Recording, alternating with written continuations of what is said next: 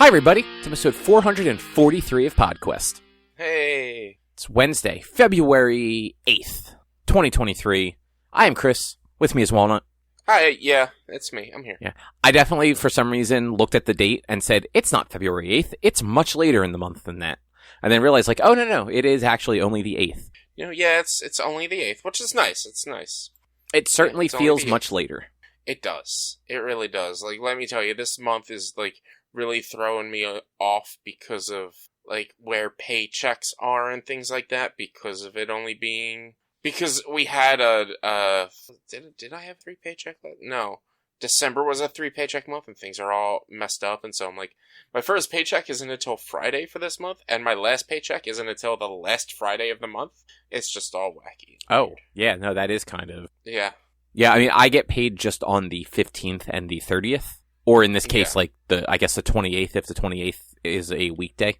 Mm-hmm. So at least, that stuff is always the same for me. Yeah. But... Kwame, we're recording.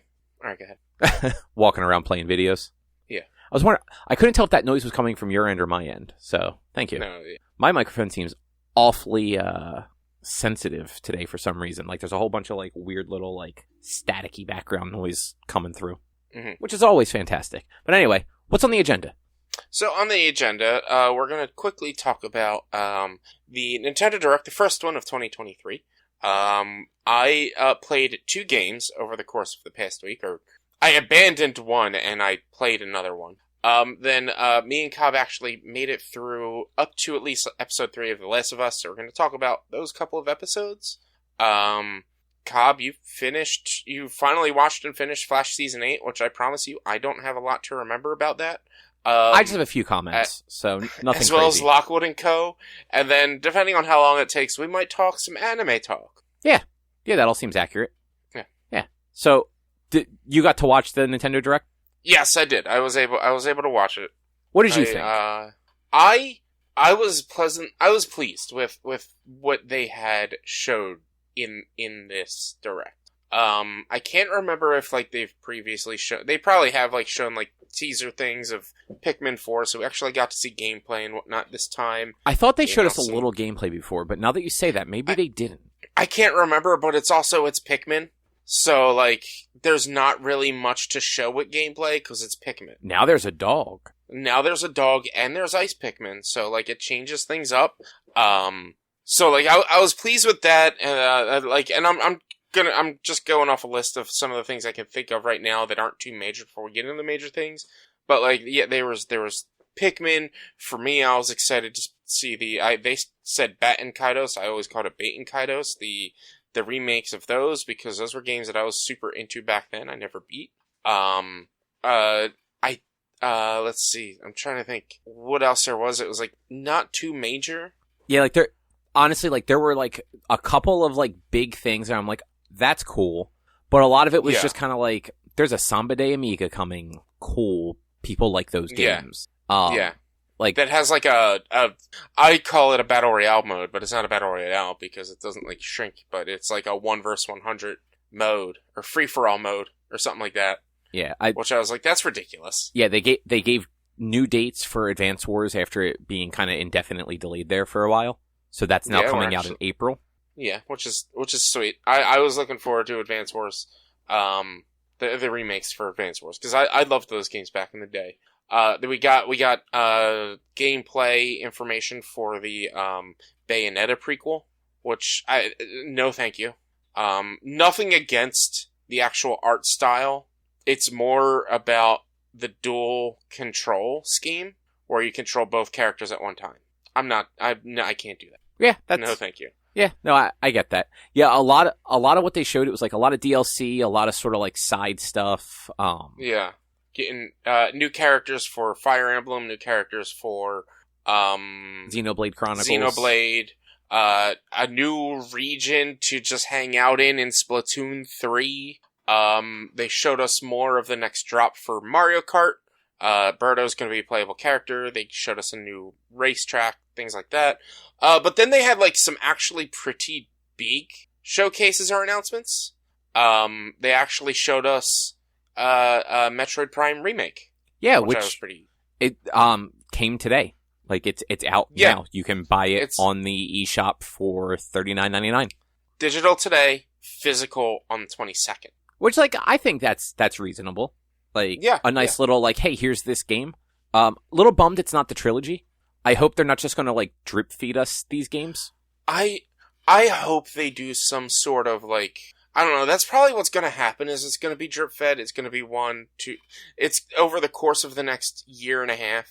I have a feeling we're going to get Metroid Prime 2 a holiday this year, and Metroid Prime 3 this, maybe March or April next. Like, I have a feeling it's going to be given to us bit by bit, but at the same time, they didn't announce that, and normally they would announce that, like, if the way Nintendo works generally is if it's coming out within a year, they will announce it during those feeds.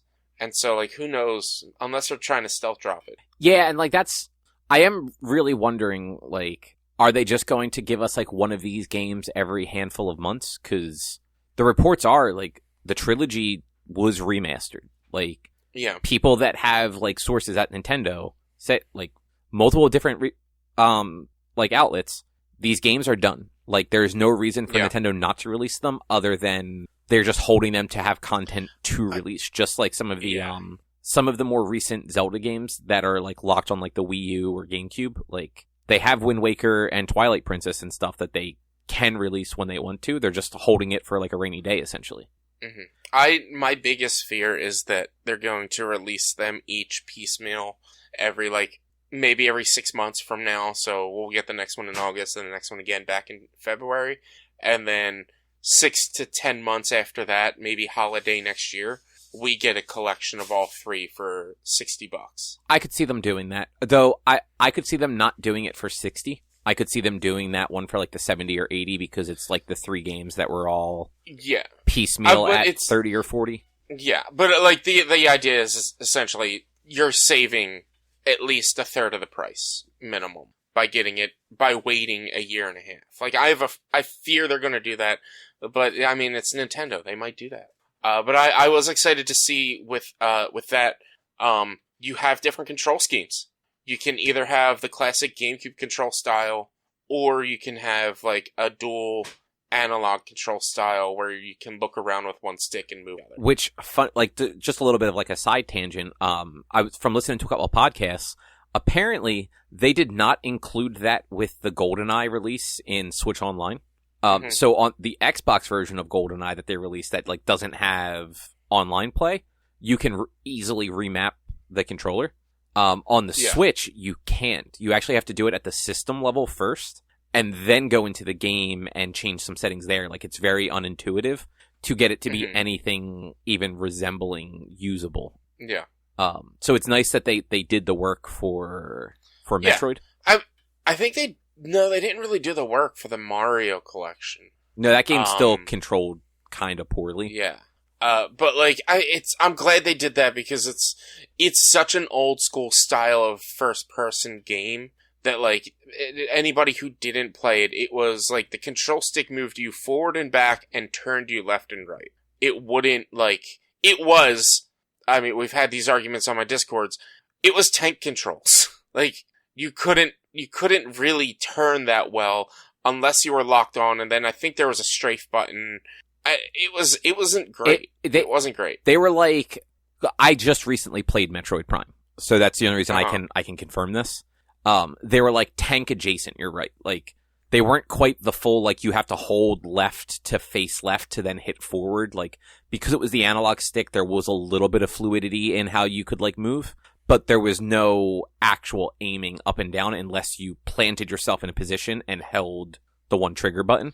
Yeah. So it was very cumbersome to, like, aim and fight and shoot, and that was an unfortunate side effect of them deciding in 2001 to still not put dual analog sticks on their controller. No, I mean, there were dual analog sticks on the GameCube controller. The C-nub didn't count as a dual analog stick. It's still a stick. It still could work the same way. It had omnidirection ability. But I don't think any game used it that way because it was a little nub. Yeah, no one used it that way, but it could have been. It was also in, like, a weird spot too, and it had all those, like, little notches in it, so that, like, it didn't really go smoothly around. The the main control stick also had the notches. Oh, did it? I don't remember that. Yeah. The main control stick of the GameCube controller it was octagonal. I think it was octagonal. Like, it had 8 sides, and it had the corners. I only remember it on the C-nub thing, but I also think that the GameCube controller is easily one of the worst controllers ever made. Like, it is shape-wise, like, it feels the best in the hands, but layout-wise, it's fucking atrocious. It's a crime against nature. Yeah, because I'm looking at my oh, right, because you have the Smash Bros. Controller that I got. Was it the Wii or the Wii U? It was Wii U. It was with the Smash Brothers that came out on the Wii U. It has the notches in the main stick as well as the C stick. Oh, okay. And like the only weird thing about these controllers, these GameCube controllers, is that the control stick was where the D-pad is for every other controller. Yeah. And the D-pad is where the control stick is. But honestly, besides that, I think the GameCube controller is a better built controller because, like, I honestly though, I like having that stick there instead of like reaching over. But I have nubby thumbs. Yeah, see, I never thought, like, comfortability wise, like, I feel like that controller fit hands a little bit better. Up until like some of the more recent like Xbox controllers, I think definitely beat it. Yeah. But like usability, that controller was just hot garbage. I liked it because like the button you used most was the biggest button that you could hit, and like the cancel button was the smallest. But like it made sense to have it the way it was, and it worked very well in my opinion. Well, look, we can have different opinions, and you can have the wrong opinion. It's okay. But think about it though. Like the button you use the most is the biggest button. Like, I think the reason I like it so much is because I don't have to look down. Because I know the button layout, and it's all, even though it's A, B, X, and Y, the same as the Microsoft controllers, I know, like, cause, it's not just a circle. It's not 4 circles. It's like small circle, big circle, weird bean, and another weird bean. That, like, it's actually, for me, it's easier to remember and place where everything is because it's all kind of different. And so like it makes more sense. Like honestly, in my opinion, controllers should kind of do that. The button you use the most in general games should probably be a little bit bigger and sturdier. See, I disagree. In the X button for PlayStation games, the A button for Xbox controllers, like those should be sturdier. They should be better buttons because those are the most used buttons. But like that's going to vary by game and by your particular controller style. I mean, true, sure. Like if you decide to change the button layouts and whatnot, but like generally the bottom button is always the main button, the action button, the talk button, the accept button. See, and a lot of games now though you're hitting like square or I guess it's X on Xbox. Like that left button is like your attack and your interact, and A is like your dodge, or B is your like games are mixing it up a lot. B is always dodge, but also like games are using like some games use your punching as triggers. Like they are changing them up a lot. You're no longer clicking the stick to use a melee attack. You're using one of the trigger buttons. But like back in the day, at least back with the GameCube and whatnot, like to me it made sense to have a controller built. And I like for Smash Bros. It is the preferred controller. For other games, like it's not the preferred controller just because I can't use it for other games. If I could, I'd try it out and see how it goes. If I could get my GameCube controller to connect to my PC and try it out, and I might, but it's missing a shoulder button, so I wouldn't be able to do that anyway. Yeah, and like on the opposite, like if I was going to play Smash Brothers, I would not want to use the GameCube controller. I'd rather use like the Pro controller. Chase, stop licking. Oh, let the boy enjoy himself. No, he got razor burn when he went to the vet. Oh, poor boy. I went to the hospital, and he's making it worse. Oh, yeah, no, that's bad. Stop. I clapped. I did not hit him. I clapped. I don't know. What I'm hearing is you're trying to cover up the abuse, and that's not okay. Poor Chase. But what else? What else is there to talk about at the Direct? All sorts of stuff. So to roll back from a thing that's not like a huge release, and this would be more for Drew, who's not here. He's not feeling well today. They announced that Castlevania Dead Cells crossover, which not my sort of game, but I thought it looked cool. Yeah, it did look neat. I've never played Dead Cells. I think I own it somehow. And I wouldn't mind trying it. I wouldn't mind giving it a shot. I like the way Dead Cells feels and controls. I just don't like the rogue element of it. Yeah. Makes sense. But, like, I could imagine, like, it's probably a pretty good game to play, like, Castlevania style with. Oh, yeah. Absolutely. I'm sure it looks... Like I said, I've never played it, though. So, I'm being the yes man right now. Like, it does look that way. I've never played it, so I don't know. But yeah. Probably. But other than that, they did show off some Tears of the Kingdom. So we saw a little bit more of that. It is confirmed through Nintendo that it's going to be a $70 game, which you and I were talking a little bit about before we started recording. I'm not up for that, and I am going to probably wait at least a few weeks or at least a week after it's released to like gauge if it's actually worth buying. Because like I don't think the Switch, like I think it's going to run like absolute shit on the Switch. I mean, but that's the thing. I think it'll be worth buying just because most likely, knowing Nintendo, we won't be able to play it anywhere. And even if they release the Switch Pro or Switch Ultimate, they already have a Switch Pro. Switch 2 or whatever, in a year from now,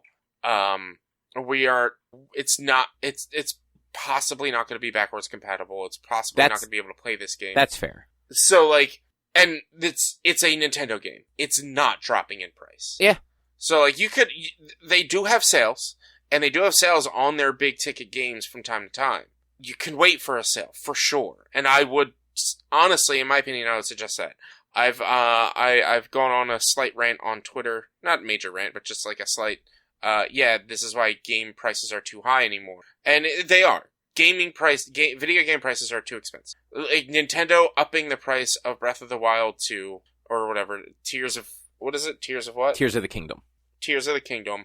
Them upping the price of Tears of the Kingdom to $70 because everyone else is, it's fucked up. Like, no. But where did you get that $70 from? Where do companies get these prices from? Like, when they upped the price from 60 to 70 from previous gen to current gen, where did they get that from? Because before, when prices went from 40 to 50 or maybe 50 to 60, it was because they went from using DVD to Blu-ray. So that had nothing to do with why the prices increased. The prices increased because of inflation. Honestly, like, game prices should have gone up a while ago. They just kind of held them steady for this long. I realize you're not that much younger than me, but like you also had a different like experience in the 90s with games. Like, Chase. Games in the 90s were... Oh, yeah, go. What are you eating? Oh, dogs. He's He's a good boy. Alright, go ahead. Sorry, he's a penis. So like in the 90s, like game prices were all over the fucking place. Like RPGs were regularly closer to $100. And that's just how it was. It wasn't until like the late 90s, early 2000s where like you had that like standardized, like games were 50 for a long time. And then like the PS3 generation hit and they went up to 60. And they'd been 60 for 15 years. So like it's valid that they're going up, but looking at like a game like Tears of the Kingdom, and like part of this is personal preference. Like I like Breath of the Wild as a game. We've been over this 1,000 times. I think it's a fucking garbage Zelda game. It's not a Zelda game. Yeah. You barely do fucking anything Zelda-like in it. It's a really good open world game. Like the amount of just fuck around and find out that game has is fantastic. But like, I don't want that. I want a fucking Zelda game. I want to go in the dungeons. I want to collect the fucking Triforce. I want to free some maidens. Like all the normal Zelda stuff. So like for $70 in open world RPG, no appeal to me. None at all. Yeah. Especially when it's on a decade-old piece of hardware that really didn't play the first game that well. Like, for how big the original Breath of the Wild was, like, the Switch didn't always handle it the best. So, I would very much rather just wait and find out. Mm-hmm. Yeah, I will, I don't know, I don't know if I'm going to get it day one just because, like, I don't think we knew the release date until I don't think we had an official release date. I think we might have had a window, and it comes out in May, which, that's far enough away to where I can plan it and get ready for it. But at the same time, I'm just like, I don't know where I'm going to be with what I'm going to be wanting to play in May to say whether or not I'm going to get this game day one. And, like, I hate saying, like, I want to wait for reviews, not because of how the game plays technically, but I kind of want to see, like, how it is, in your sense, how it is as a Zelda game. Like, is it more Breath of the Wild, or is it going to be more of a Zelda, like, puzzly exploration type of thing? I think with how Breath of the Wild was regarded, I think it's going to be a new take on that kind of format. And yeah, like, that's great. Like, it was a cool game, and it's going to review well. Like, let's be realistic. Yeah. Like, that, unless that game comes out and just, like, spews, like, vile, like, bigotry, that game's going to get nothing but 9s and 10s from all of the major outlets. Yeah.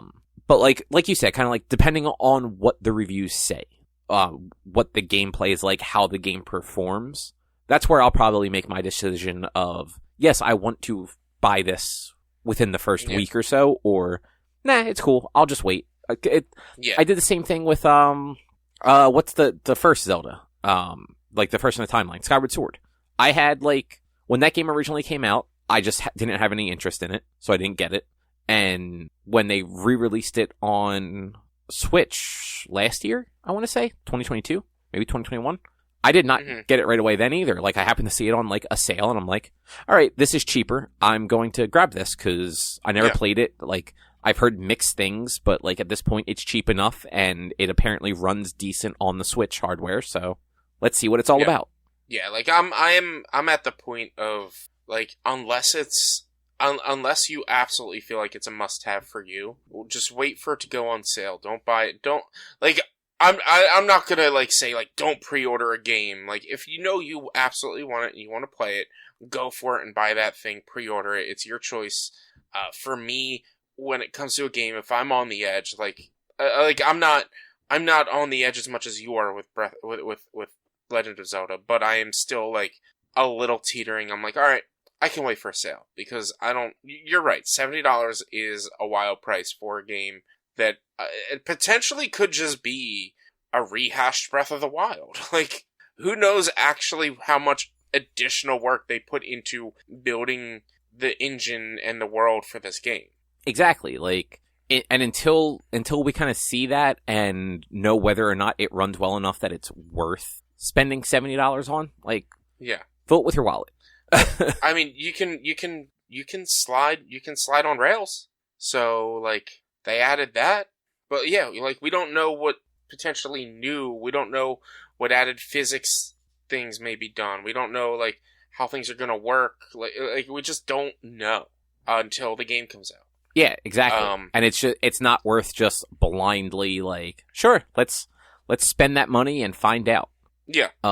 Aside from Tears of the Kingdom, I think personally the biggest announcement, they're putting Game Boy, Game Boy Color, and Game Boy Advance games on the Switch Online and Online Expansion Pass. Yeah, so if you have the regular Switch Online, you get Game Boy and Game Boy Color games. And if you have the Expansion Pass, you get Game Boy Advance games. Yeah, and it looks like, from what they were showing, at least some of the Game Boy games will have different filters you can put over it, depending on if you want it to look like a Game Boy, a Game Boy Pocket era, or a Game Boy Color. So I'm wondering if there are some, and they may have even shown it in the trailer and I missed it, but I'm wondering if there are some games that were like Game Boy original games that you can actually put some color onto now.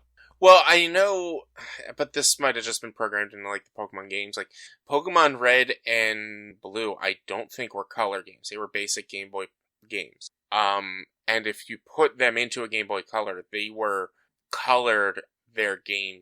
So, like, if you put a Pokemon Red into your Game Boy Color, it would be more red. If you put a Pokemon Blue into your Game Boy Color, it would be more blue. Yeah, but this was more, when they were showing it, I think they were showing maybe Zelda? Wario. And, like, it was actually, like, it was a legit coloration. Yeah. But Wario Land 3 was also a Game Boy Color game, so it's hard to tell if it was just you can make it look like an old Game Boy game because it's color already, or if, like, Super Mario Land 2 will also have a color variation. Yeah. So, like, they did announce some of the games. I honestly, I can't remember the games they announced that are available, because this is available now.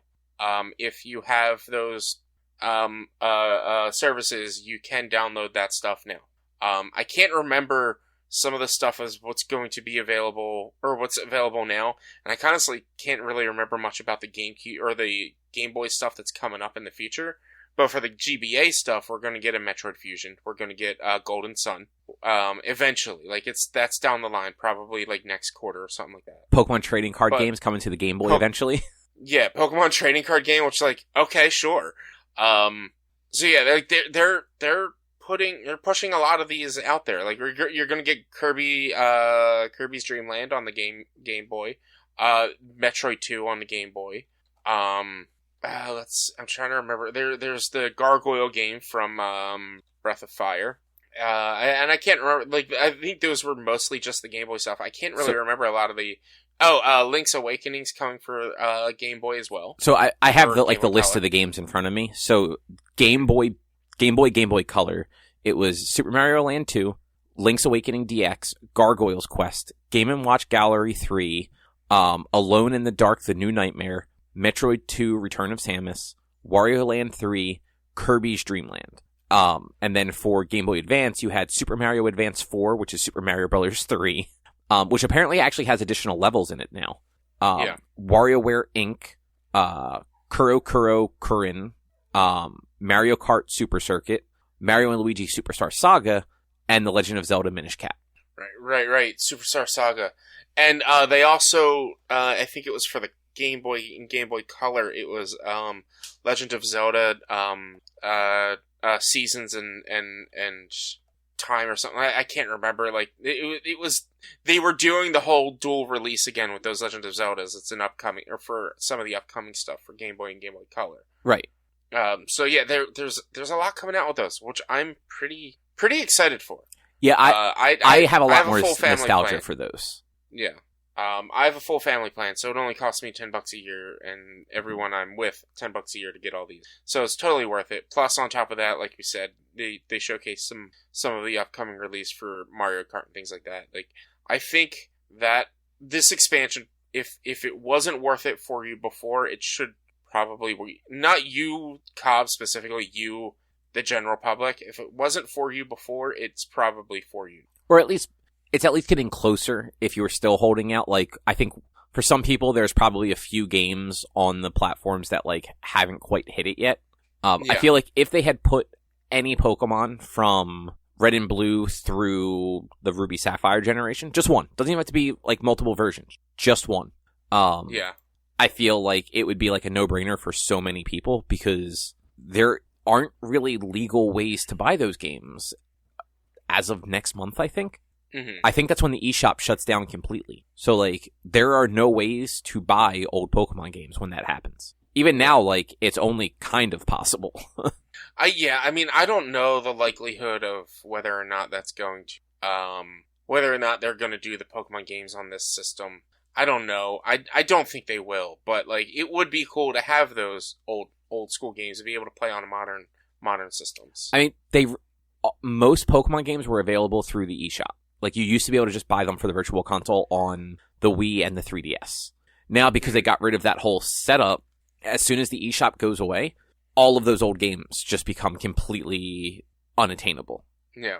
And, like, they're also locked on old hardware. Like, not many people are going to be walking around with their 3DS anymore, let alone their Wii or Wii U. Yeah.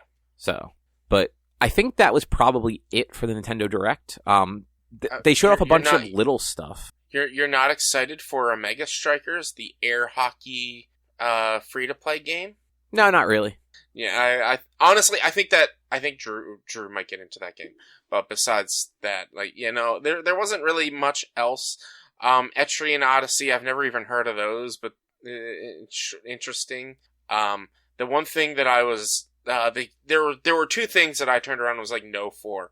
The first one was the Bayonetta one, and again, mostly it's just because the control scheme, I don't know if my brain will be able to work that. It looked beautiful. I thought the art style and everything for the Bayonetta game looked great.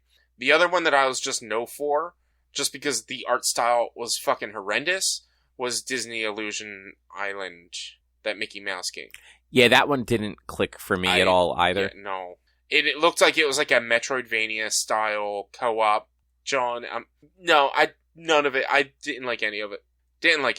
Besides that, I think it was it was a good direct. I wasn't too. There wasn't like any major letdowns. It was actually all good information, or mostly. Yeah, and like there was the like new Professor Layton. There was that Dead Cells Castlevania I mentioned. There were a few like open action RPG looking games that like the two detective-ish games. One of them looked more like a like puzzly JRPG style thing, and the other one looked like it was a little more action RPG. Yeah. So like they showed a lot. There wasn't a lot that like clicked with me where I'm just like, oh, that's exciting. It was really like the Metroid Prime and the Switch Online stuff. Mm-hmm. But would you like to thrill us with your story of just failing at Sifu? Look, I didn't fail. I'm not failing at Sifu. I'm abandoning Sifu. It failed sounds me. like the same. No, it failed me. Like, look, I know I went into this game knowing it was going to be hard, knowing that I wasn't going to potentially be very good at it because it is in a sense a brawler. It's a fighting game. I am bad at fighting games. It's a young man's game, and you're not a young man anymore. No, I mean, you'd actually probably be better at this game than I am. You like fighting games, and I feel like it has that fighting sense. You know what, though? I like fighting games. I am not good at fighting games, so there's that. True.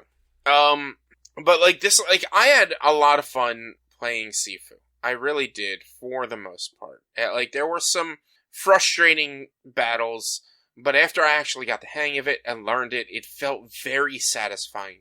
The second boss was hard, but after I got it and figured it out, I beat it. The same, like second, third, and fourth bosses were all hard, but like manageable, and I was able to get them within like a couple of tries.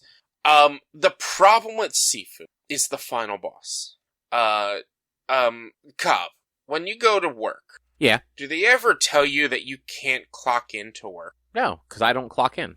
Well, you know what I'm saying, though. Like, do they ever tell you that you can't, like, log your time, or you can't do this one thing that you kind of need to do for work? No. To work? No, absolutely not. Yeah, the final boss of Sifu doesn't let you use one key ability, which is how I beat the game, or how I got that far. Is it like a crush ability, for lack of a better phrase? I mean, it is like, if you use it, you always hit. But it's your focus meter, so you can like focus in on their key points and hit them in certain parts. And like my go-to was to knock them down, and so you would do a leg sweep to knock them down, and then you'd be able to go up and punch them a few times while on the ground, and then you can like once you pull them up, you can get a quick combo in on them. It wasn't the strongest, most powerful thing, but it did help me. And it's not something that you can use constantly. You have a meter that has to fill up. And after you use that meter, you have to dodge and block and fight in order to fill that meter up again to then be able to use it again. It's not like just a combo that always works. It's a button press that gives you a set of attacks that you can do that always hit. Yeah, you can't do that in the final boss. That sucks. That does suck. You cannot use the focus ability on the final boss. There's no way to unlock it so that you can use it. It's not like, oh, if he gets down to half health from his first phase, you can then start using it. No, you can. There's 2 phases in every boss in this game. I wasn't even able to get through the first phase of the boss. There was one time I was fighting him for 30 minutes in a single run. 30 fucking minutes. And I still didn't get to the second phase. And look, I understand this game is supposed to be hard, but when you pull away that ability, that's cheating. That's poor game design, because not only do you take away a key ability, you took away my build. Because as you play through the levels and go through your run, you actually have to use your resources you start off with 1 focus bar. You actually have to use some resources to have 4 focus bars. That's a lot.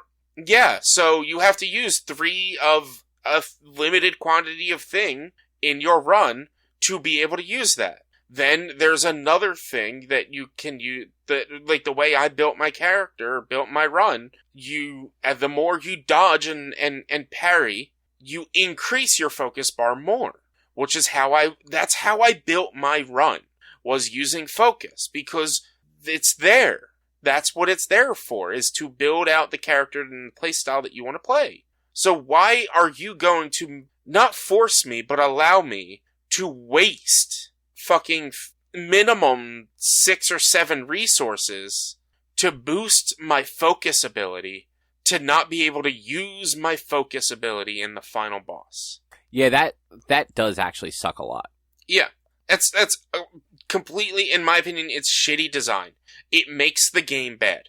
Because for me, with my playstyle and the way I play this game, it's unbeatable. Because, it's not unbeatable. I could go for it again. I could try it. But the level of difficulty to fun ratio is not there. This game is a fun game. But as hard as they made that boss, it's not that fun. And I'm sure if you had a different playstyle, it probably wouldn't have even impacted you that much. But, because it kind of blocked your playstyle, it kind of fucks up your ability to... Yeah. Because, if I had known that, I would have focused on, alright, making sure to have 10,000 points at the end of each run, so I could increase the amount of structure or stature that I cause on an enemy when I block them. So that this way his stature fills up more. But, or structure, or whatever it's called. His if you're able to knock him out bar. Which, the other problem is, every other boss in this game, every other enemy in this game, their structure bar fills up, and it does not, it might heal barely. It might, tick once every, 5 minutes or something like that. But no, his structure bar ticks down almost immediately. I was able to get his structure bar up, and I was able to just watch it go down as I was waiting for openings to attack him. Like I said, 25 minutes in a fight with him, and I didn't get enough openings to be able to knock him out to get into phase 2. Yeah, it's bad design. Because that's what I would use the focus for, was to make those openings to be able to beat these bosses. Because that's what the focus is for. It's to make openings. If you're getting surrounded by 3 enemies, you use your focus to take one out in the moment, and then go after the next 2. Or if you're getting bombarded and attacked, you use your focus real quick to stop one attack, or to stop the attack and take them down, for you to compose yourself and gather yourself and do whatever you can. It's just bad design. It is very bad design. And there have been people out there that have beaten the boss, and I'm sure I would feel so satisfied and happy to beat it, but I don't think I will. At least not right now. Yeah, and I can get that. I could see you maybe dipping back into it maybe off stream at some point, and down the line, if you're just looking for something that you can kind of just quickly dip into for a little bit. Yeah. But I completely understand just not wanting to go back to it right now. And it's the problem is now, if I were to dip back into it, I would restart my run at the first level. Which, I have so many abilities already fully learned and everything, but I would not be focusing on focus. So, half of them I can't use, or a number of them I can't use, because they require multiple focus bars. But you only start with a single focus bar.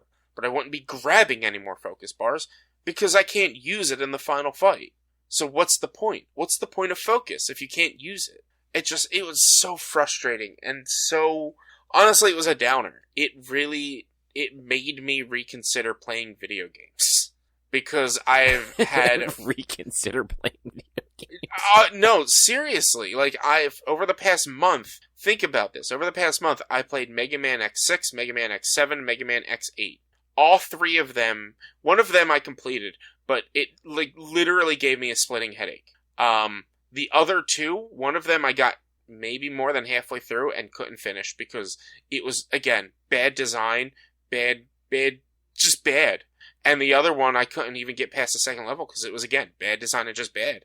And then going into this and spending 12, 14, 20 hours on this game and realizing that for me, there's no way I'm going to beat this. Like, it really made me turn and be like, well, I'm done playing video games anymore. I was super let down. And then I also felt bad because I felt like I was letting down the viewers of my stream because, like, three out of 4 games in the last month I played, I couldn't beat because they were just bad. So, to be fair, like, Sifu I think is a different case because that game was generally widely acknowledged as good. It just didn't match up with the way that you played it, not knowing what the game was going to do at the end. Yeah. Those later Mega Man X games, generally not well regarded, so I don't think anyone necessarily blames you for those. Yeah. But it's still, it took a hit, which is why, like, I ran a Twitter poll to figure out the next game to play, and everyone voted for Jedi Fallen Order. I haven't played Jedi Fallen Order yet because I needed fun. So instead, I decided to play the stealth release game Hi-Fi Rush that we heard nothing about, and then, oh, it's out now. Yeah, they announced it during the Xbox showcase that we didn't talk about last week. Because we didn't know about it. Like, yeah, we did. There was no... I don't remember hearing anything about the Xbox. You also don't pay attention to, like, game news and stuff like that, but they announced it, like, 2 weeks prior. Like it was a known thing that was happening, and it was known kind of... Not... it was one of those ones where they announced what was going to be talked about. Hi-Fi Rush was not on that list because it was, like, a surprise. Yeah. But talk about Hi-Fi Rush. Let me tell you. Game of the Year 2023. That's all I gotta say about it. It's perfect. Like, I don't know, maybe my opinion is a little skewed because I just played a bunch of bad games. But I have had the most fun in a long time playing this game. I had the most fun playing this game pretty much since I played Resident Evil Village. I probably the most fun since playing Mega Man X5, which was, in my opinion, the best Mega Man game out there. It's a rhythm-based action game, where, like, you don't actually have to play to the rhythm, but if you do, it makes your attacks stronger. The character plays to the rhythm, so you don't have to hit the buttons to the rhythm, but your hits will hit to the rhythm always. So if you lose your rhythm, you can just use the cues of whenever he attacks to hit for your next attack and things like that. The whole world bounces to the rhythm as well, and it's really cool how they integrated songs and music into the cutscenes and things like that in this game. That it's just like I was blown away from beginning to end. The art style is fan-fucking-tastic. Because it's more of that, like, cel-shaded, cartoony style. And some of, like, the major, like, visual scenes, like some, like, the cutscenes or some of, like, the major things to just sit there and watch, aren't even, like, in full 3D CG. It's cartoon. Like, it's probably not hand-drawn, but it's cartoon 2D made. And they, like, even mid-level, there will be transitions from in-engine gameplay to the cartoon, and then back to in-engine gameplay, absolutely seamless. That's actually pretty cool. I've heard like, nothing but good things about this. It is such a fun game. The music, unfortunately, I had to play play it on streamer mode because I was streaming it, and I plan on uploading the backups onto YouTube in about a month. They have licensed music, so I wasn't able to actually experience the licensed music. But the music they have, the original music they have that you can experience this game in, is really good. It's a wide spectrum of different genres, and I was not let down by any of the music I heard. The only real complaint I could put onto this game is there are some sections of platforming that are just way too long. And there's way too much time in between the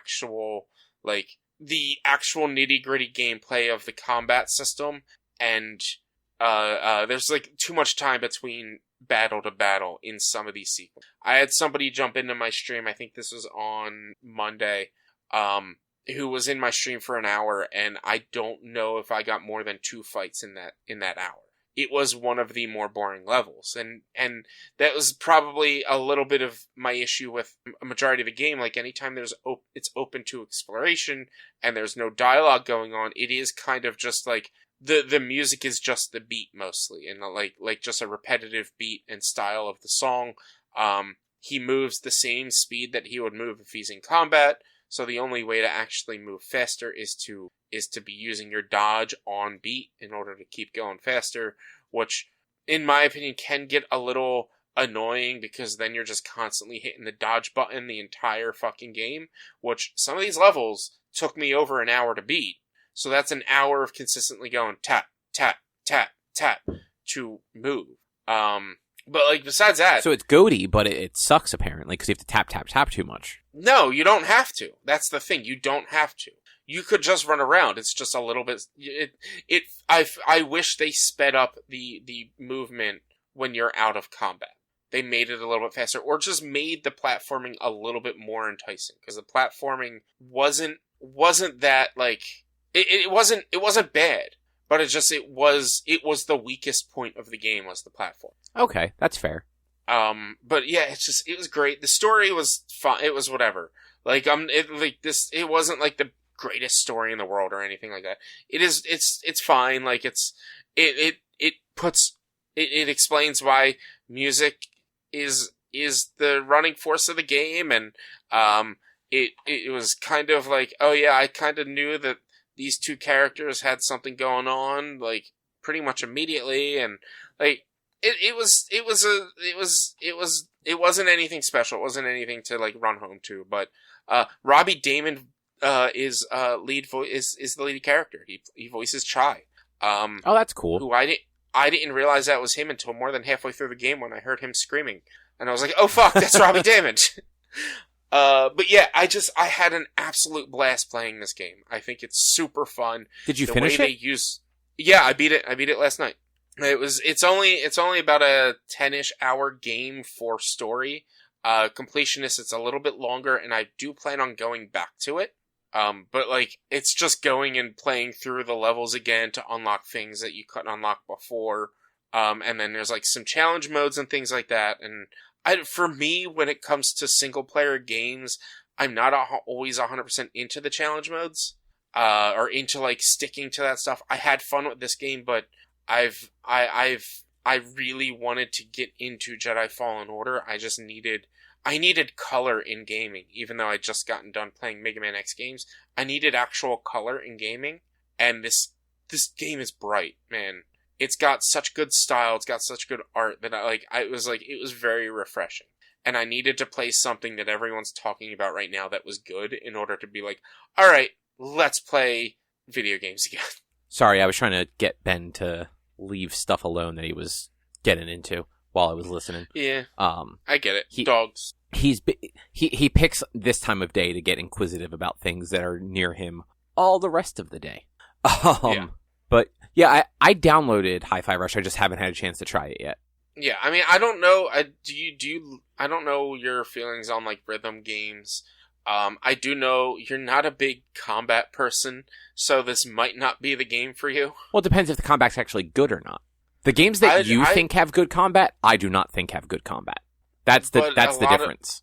But that's the thing. A lot of other people say that these games also have good combat. But I don't trust any of those people. I don't know a single person that I trust that thinks Monster Hunter has good combat. Well, I'm talking like Legend of Zelda. I'm talking, I mean, I don't think you would like Sifu even. Well, I don't know. You're 50-50 with Sifu because you like fighting games. And it's like combo input. But like this is like I think the combat was very good. I think it was very fun because it's rhythm. And it's like, you can say it's kind of Musou-esque where it's not 100 enemies versus 1, but it's like the way you're pressing the buttons, so it's X, X, Y, or X, X, X, or whatever button combinations does different abilities and things like that. But it's all within the rhythm. So, and it's like, if you're hitting Y, that's actually a double beat. So because it's the stronger attack. So you hit Y on the beat, and then you have to wait an additional beat before you hit Y again, or any other button to do the next attack, because it is that extra beat before they attack. It's really cool how they did that. Yeah, and like I don't have a problem with rhythm or stuff like that. It really just comes down to like you mentioned Musou. Like, I don't think the combat in Musou games like the feel is bad. I just think it's not fun because it really is just button mash your way through hordes of enemies. There's usually not much, at least early game, there's not much to it. But I know this game isn't a Muso. I was just using that as an example. No. But like it is a similar feel because like if you play any of the like the Dynasty Warriors, just Hyrule Warriors, whatever games, the Muso games, like you tend to, depending on your character, find that combo that you like and continue to use it over and over and over again. And that's kind of how it, in a sense, I did this game. It's like, once I got a sense for what combos I liked to use, those were really the only ones I used. So if I wasn't using the generic 4X's, it would be like XYX, or like sometimes I would hit X even though I wanted to do a different combo and jump into the Y for the other combo because I would do a skipped beat in order to start a different combo. And then it's like, it gives you a rating like how, Devil May Cry didn't do a rating after every fight. It was after every level. But this one does a rating after every fight, which it's cool. They use a lot of music terms. It's the choruses. Each of the fights are a chorus. Each of the levels are a track in like in a CD. So after each fight, they'll grade you and give you a ranking and things like that. So like how good you were in hitting it on beat gives you a good rating. How fast you finished the fight gives you a good rating. And like how well you scored with getting combos and things like that will give you a part of your. It's just all over. Like it's a very good action arcade game in a way, and it just I cannot speak more positively about it. I loved it. I loved it so much. Yeah. I might try and play sometime in the next week, and then I can come on next week and say how garbage it is. You will hate it. You'll hate it. Like, absolutely. This is the worst game I've ever played after Monster Hunter. You're gonna be the one person out there who hates this game. Yeah, I'm okay with that. Like I literally had multiple people coming into my streams like, oh yeah, I played this last week. It's amazing. Oh yeah, I love this game. I can't stop playing it. And for me, I'm just like, this is my first time and I was sad, so I needed a good game, and it's great. Well, I mean, now that you like that game, you have to go play Deathloop. I mean that it's on Game Pass, so it is on the list. Wasn't it just free on PS Plus also? It might also be free on PS Plus. I don't know. It might have been. I probably did get it if it was. I don't know. I don't really. You're bad just at that. Download them. I download them and leave them. That's it. Yeah.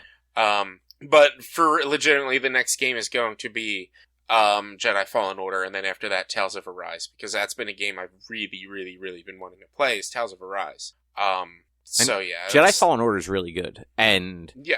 It's at least got difficulty settings, so if you're not feeling the way the combat is, you could either make it harder or easier, because you play a lot of Souls games, you may want it to be a little bit more challenging than it is, just so that combat, flows better for you. So you might want to bump it up to hard, or you might prefer the exploration side of it, and you might want to bump it down instead, and kind of not deal with the combat as much, because other than the boss fights, most of the combat is kind of just, it's a lot of stormtroopers and stuff like that, and then environmental hazards, like different wild animals, I want to say it's on Kashyyyk. There's giant spiders in one area, so the stormtroopers are fighting the giant spiders, and then you can come in and either wait for one of them to take the other out and then clean it up, or just take out some of the spiders yourself. But those are more in line with a Souls style combat, where it's roll in, do a few slashes, roll away, don't stay in there for more than a second or two, constantly moving sort of deal. Mm-hmm. And the stormtroopers are basically just hold block, and you will shoot their shots back at them. Yeah. So we'll see. I'm looking forward to it. I've been hearing nothing but good. I've heard at least two people, one of them who is a gamer but not a huge gamer, say that they sat there and 100%ed it.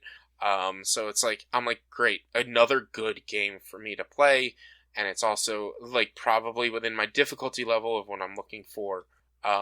Tales of Arise, I've just always been a huge fan of the Tales games, so that's I've never beaten a single one, but I've always loved every one that I've played. Yeah, that's a game. I want to play that game too. I have it. It is installed on my Steam Deck. It's just, I keep grabbing other stuff because I'm that game's really long. And then I just play an equally long game for no particular reason. Yeah. But yeah. How about what do you think of The Last of Us, the HBO series, The Last of Us, not the game? I'm gonna tell you one thing: don't binge that show. At least the first 3 episodes are so fucking heavy that, like, I just wanted to curl in a ball and cry when I finished the 3rd episode. That, you know what, that is true. That was a bad idea. You should not have done that. I don't know what I think what it was. So it was Saturday. I had errands and things and meal prep and a bunch of stuff I had to do on Saturday. But it wasn't a lot to fill up my whole day. So when I actually finished everything, I was like, all right, what do I do now? I'm like, everyone's talking about episode 3. Let's watch it. Let's watch Last of Us. I want to see what's going on. And so I watched the first one, and like it's what I was expecting for the most part. They helped build up the relationship between Joel and his daughter more. I think we've talked about this when you watched it when it first aired. They expanded on it. Rather than it just starting at that night, it starts earlier in the day. Yeah, and they expanded on their relationship and how they were. And then you move on to episode 2, and it's just you find out about you get more into the world, and then what happens at the end of episode 2, and I'm just like, shit. I kind of knew that was happening because I think that was a little reflective of something that happened in the games. I can't 100% remember. It's similar, but just not counting the end of that episode, did you catch the thing about the flower? Thing about the no. Right. So spoilers for episode 2 of The Last of Us. Minor spoilers. At the beginning of the episode, there's that scientist who's like, yeah, and she right, yeah, she finds out that it, the first infected were from a flour and grain processing place. Yeah. So Joel and his daughter were supposed to have pancakes and a cake, and they were offered the biscuits and stuff from the neighbors. But they didn't have any of those, and they didn't turn. But the neighbor who had been eating those biscuits did. So it was just a series of just things didn't quite work out for them that had them skipping eating the food that probably would have had them infected. I thought when you said flour, I thought you were FLOWER. No. Flour, like baking flour. I did catch that because at one point throughout episode 2, Ellie asked how did this all happen? Was it episode 2 or was it episode 3?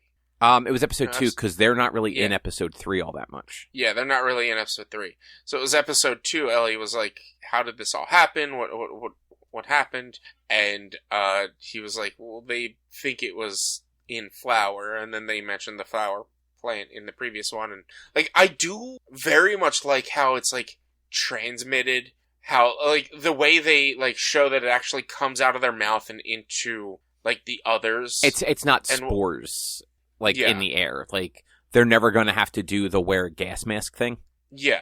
I mean, they could eventually do spores, but yeah, they're not going to, because that would just be too much, and you have to cover up the actors' faces. Though I do think the biggest problem with them not doing the spores is if they start adapting part 2 at some point. You lose that really good scene with Ellie and the one lady in the hospital where they both fall down, and the lady's panicking. And Ellie's just standing there bitch, you're dead, I'm not. Yeah. That's right, that whole scene, that whole sequence. Because that's a thing that happens a bunch in the second game, because, she ends up in these situations without a mask, and people are especially early on, she gets, kind of told off by Joel for that, if I remember correctly. Yeah. And that was, I like that was a little throwaway where she was so there's none that, if you get too close, it shoots out spores and affects you, and this and that, and you're God, we hope not, and stuff like that. But if you watch the trailers, they do hint at least a brute or two. I think the CG and whatnot in the design of the infected is great. Yeah, they did a really good job with that. They look like they do it in the game. And I also like how, at one point, Ellie asks, how long do they live? And he's anywhere between a month and 6 years. He was some only go a month, but there have been some that have been around since the start. So you really don't know. And I was oh, that's interesting. Because, there was the scene in the first episode where they're in the tunnels, and there's the one that like grew to the assimilated to the wall. Yeah. And like it's like, all right, well, how long was he gone? Probably only a month or two he was down there. Who knows? Yeah. Yeah, the other nice thing they're doing, just like cinematography-wise, is they're doing a lot of shots that highlight like the dust and stuff in the air, which is something that the first game did a lot of, both because of the spores, but also it was like a thing that they were trying to show off with the PS3. Yeah. It was like all the like the particle effects and stuff like that. Yeah. But let's get into the episode that everyone's been talking about, episode 3. I was blown away by that episode. I thought it was very well put together. It was a very good story. I was not expecting any of it at all. Yeah. It's been a long time since I played Last of Us. I played it when it released, and I haven't played it since. Yeah, so I remember these characters from the game, but it wasn't until like watching it and then looking them up that I remembered like who they really were. In my head, when I heard who Nick Offerman was playing, I was thinking that he was the bad guy from later in the game, during the winter when you're controlling Ellie. So yeah. I didn't expect to see him until like late in the season, if at all. Actually, now that's like seeing what the pacing is like, I'm just like, oh, this show is moving really slowly. I wonder how they're going to get to him. And then he's in episode 3. I'm like, oh, he's not who I thought he was. Yeah. So I remember, because he's earlier on in the game as well, but his whole sequence is like, you actually, as Joel in the game, you meet these characters, or at least you meet Nick Offerman's character. Yeah, you meet Bill. You meet Bill, and it was Bill and Frank, right? Yep. And Frank, you find his dead body in the game. Yeah, so you find Frank's dead body. From apparently, and I can't remember this, it was hinted that there was some sort of relationship between Bill and Frank in the game. So it's a little more ambiguous in the game. So in the game, and I guess real quick, spoilers for episode 3 and the game of the Last of Us Part 1, as they're calling it now. I will put like a thing in the show notes for where it is, so that you know to skip to the next thing. But yeah, so in the game, Bill and Frank, Bill calls Frank his partner, but like it's never explicitly stated like what kind of partner. It's just, yeah, if you pay attention, like obviously he means like romantic partner, or at least I think that's what it's supposed to be. But when you find Frank's body, because he's kind of like in a room in a building, like not in that town, he's dead. He has killed himself. I think he hung himself. Yeah. Because he got bit. He's like, he was infected. And he left a note basically saying how much he hated Bill. That he was actually leaving to try and go to the quarantine zone when he got infected. And rather than like go back or anything like that, he just decided, I'd rather just kill myself here. And part of his reasoning was he hated Bill for how he ran their little like thing that they had. And I think that was super interesting that they took that and just completely 180'd it. And I feel like it was a good call to change the story up, because in the game you can tell that story that we were told in the game, but you won't have an hour to show it. You won't have that time to show it. You'll have however long these two characters are together before you run off again and continue your journey with Joel and Ellie. Like, you won't have the time that they were given by HBO, essentially, to show this relationship and how it grew and how it budded. So, to put that in the game the way it was worked in that sense, but it worked so much better in a show itself to have the relationship the way it was in this era, essentially. Yeah, and basically getting to see that 20-year gap, and like seeing Joel and Tess at certain points in that gap, and like even after, so near the end of it, when they're basically like fighting and Bill gets injured and everything like that, he actually he does not want anything to do with Joel and Tess at the beginning. But he literally tells Frank, he's like, go find Joel. Joel will help you. Yeah. So, like, it was just interesting to see how much, like, the character changed over, like, those 20 years. Because, like, he was a prepper. Like, he was kind of in his element when the world went to shit. Yeah. I will say one thing. If Neil Druckmann wasn't co-writing and producing this show, I probably would have not been that big of a fan of this change. Because to me, at that point, because I never really got the hint that they were remote romantic partners in the games, to me, this would have just been a change for wokeness and not a change for how the story should be shown. And so I feel since Druckmann is a part of making this, it's part of his vision, his legit vision, where I'm like, this is how the story should be in a sense, and not they just did this to be woke. In a sense. And I mean, so to my understanding, Druckmann actually has very little to do with the writing of the show. So I don't know that he necessarily had any creative input on this, but if you play the game and actually follow the pretense in it, they were supposed to be a couple in the game. It's not explicit because I think Druckmann may have even admitted this. He is not great at writing queer coupling. That's why you don't really get any of it in The Last of Us, obviously, but in The Last of Us 2, they have a also co-writer for that game that I think actually helped with a lot of the relationship stuff between Ellie and, I want to say her name was Dina, but I might be wrong. I think so. I can't remember.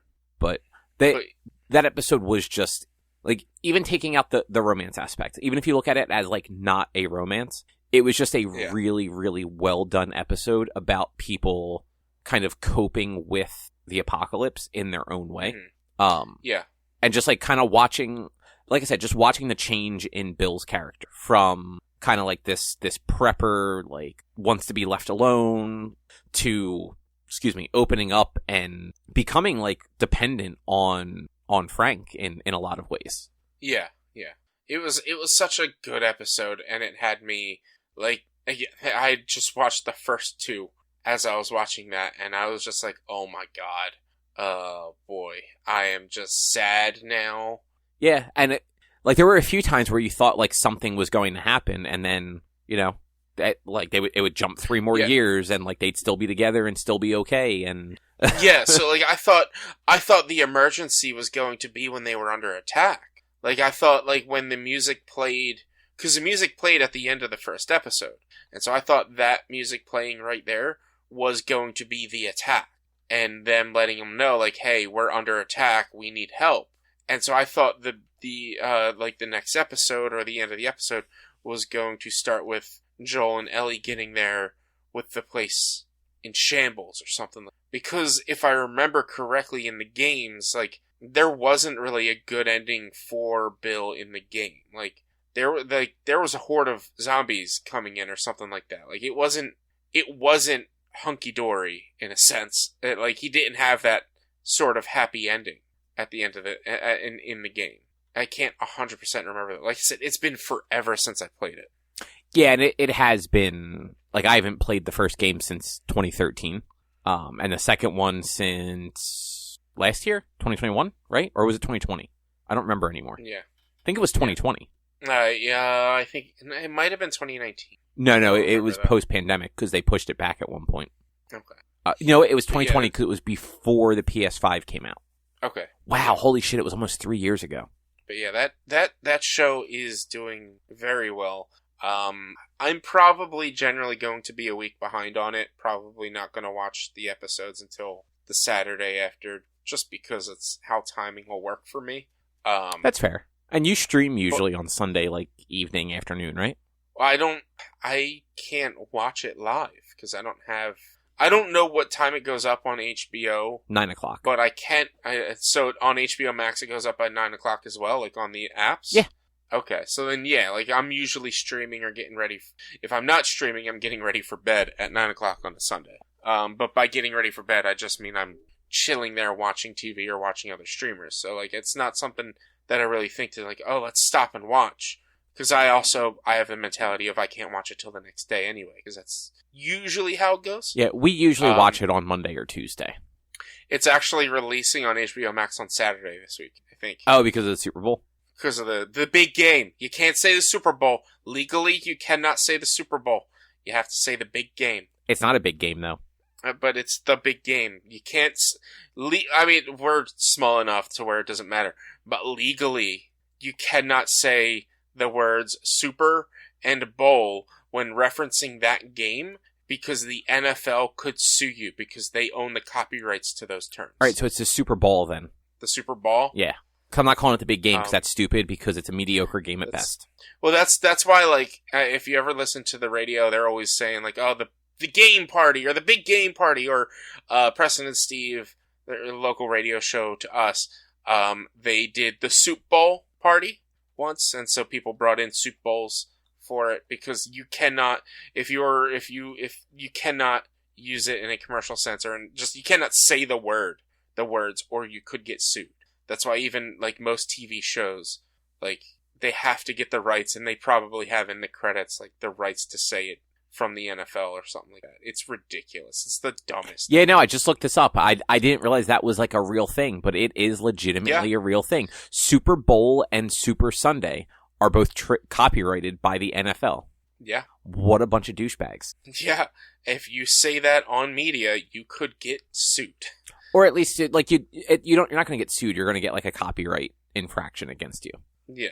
Like you'd have to like be like using it in a way that like is making you a large amount of money for them to actually. Yeah.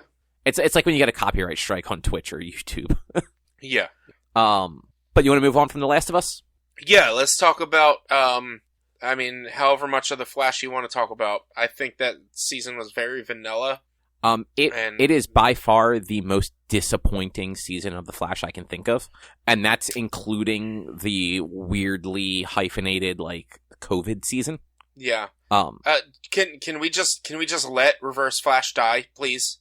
Like, and you know what? Like, I'm fine with the Reverse Flash not dying because I mean that's how time travel works. Like, he's not. No, it doesn't. It is because Reverse Flash can come back from any point in history. But his relative who he came from, Eddie Thawne, in season 1 of The Flash, shot himself in the chest, which destroyed the Reverse Flash. He has somehow still existed, even though his bloodline has never existed. Yeah, no, I mean that is also how like comic books work, man. There's a multiverse out there. But he's not from the multiverse. He's from like this timeline, this verse. There was also that entire storyline where the Time Wraiths were literally hunting him, then they caught him and they just decided to make him like a thing, like a watcher of the timeline. Oh yeah, like and there has been so much Thawne, and they can never fucking decide what face to give him. I thought it was so, and here was my problem with him. I think Thawne as a villain is fine because he is the only other like speedster villain they have had that actually has like an interesting personality. Like as soon as season 2 guy stopped being like the good Flash, he lost all personality. But like Wells Reverse Flash and normal Reverse Flash, they're at least menacing and interesting, and they have like this thing about them. Yeah. But in this season, at the end of this season, there's like so I guess first off, there's no real proper overarching story that gets like that makes any sense. Like there's this stupid fucking Iris is like time infected or something. It's stupid. It's boring. They keep randomly bringing their future kids into it, which doesn't work the way it did in any previous season. And I like both of them. They're not bad. They're fine. Like it's not a problem with them. It's a problem with how they're using them.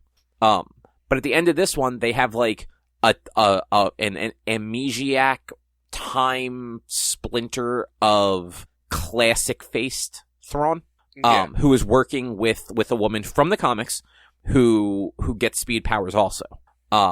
She gets reverse flash. She gets reverse speed force or negative speed force.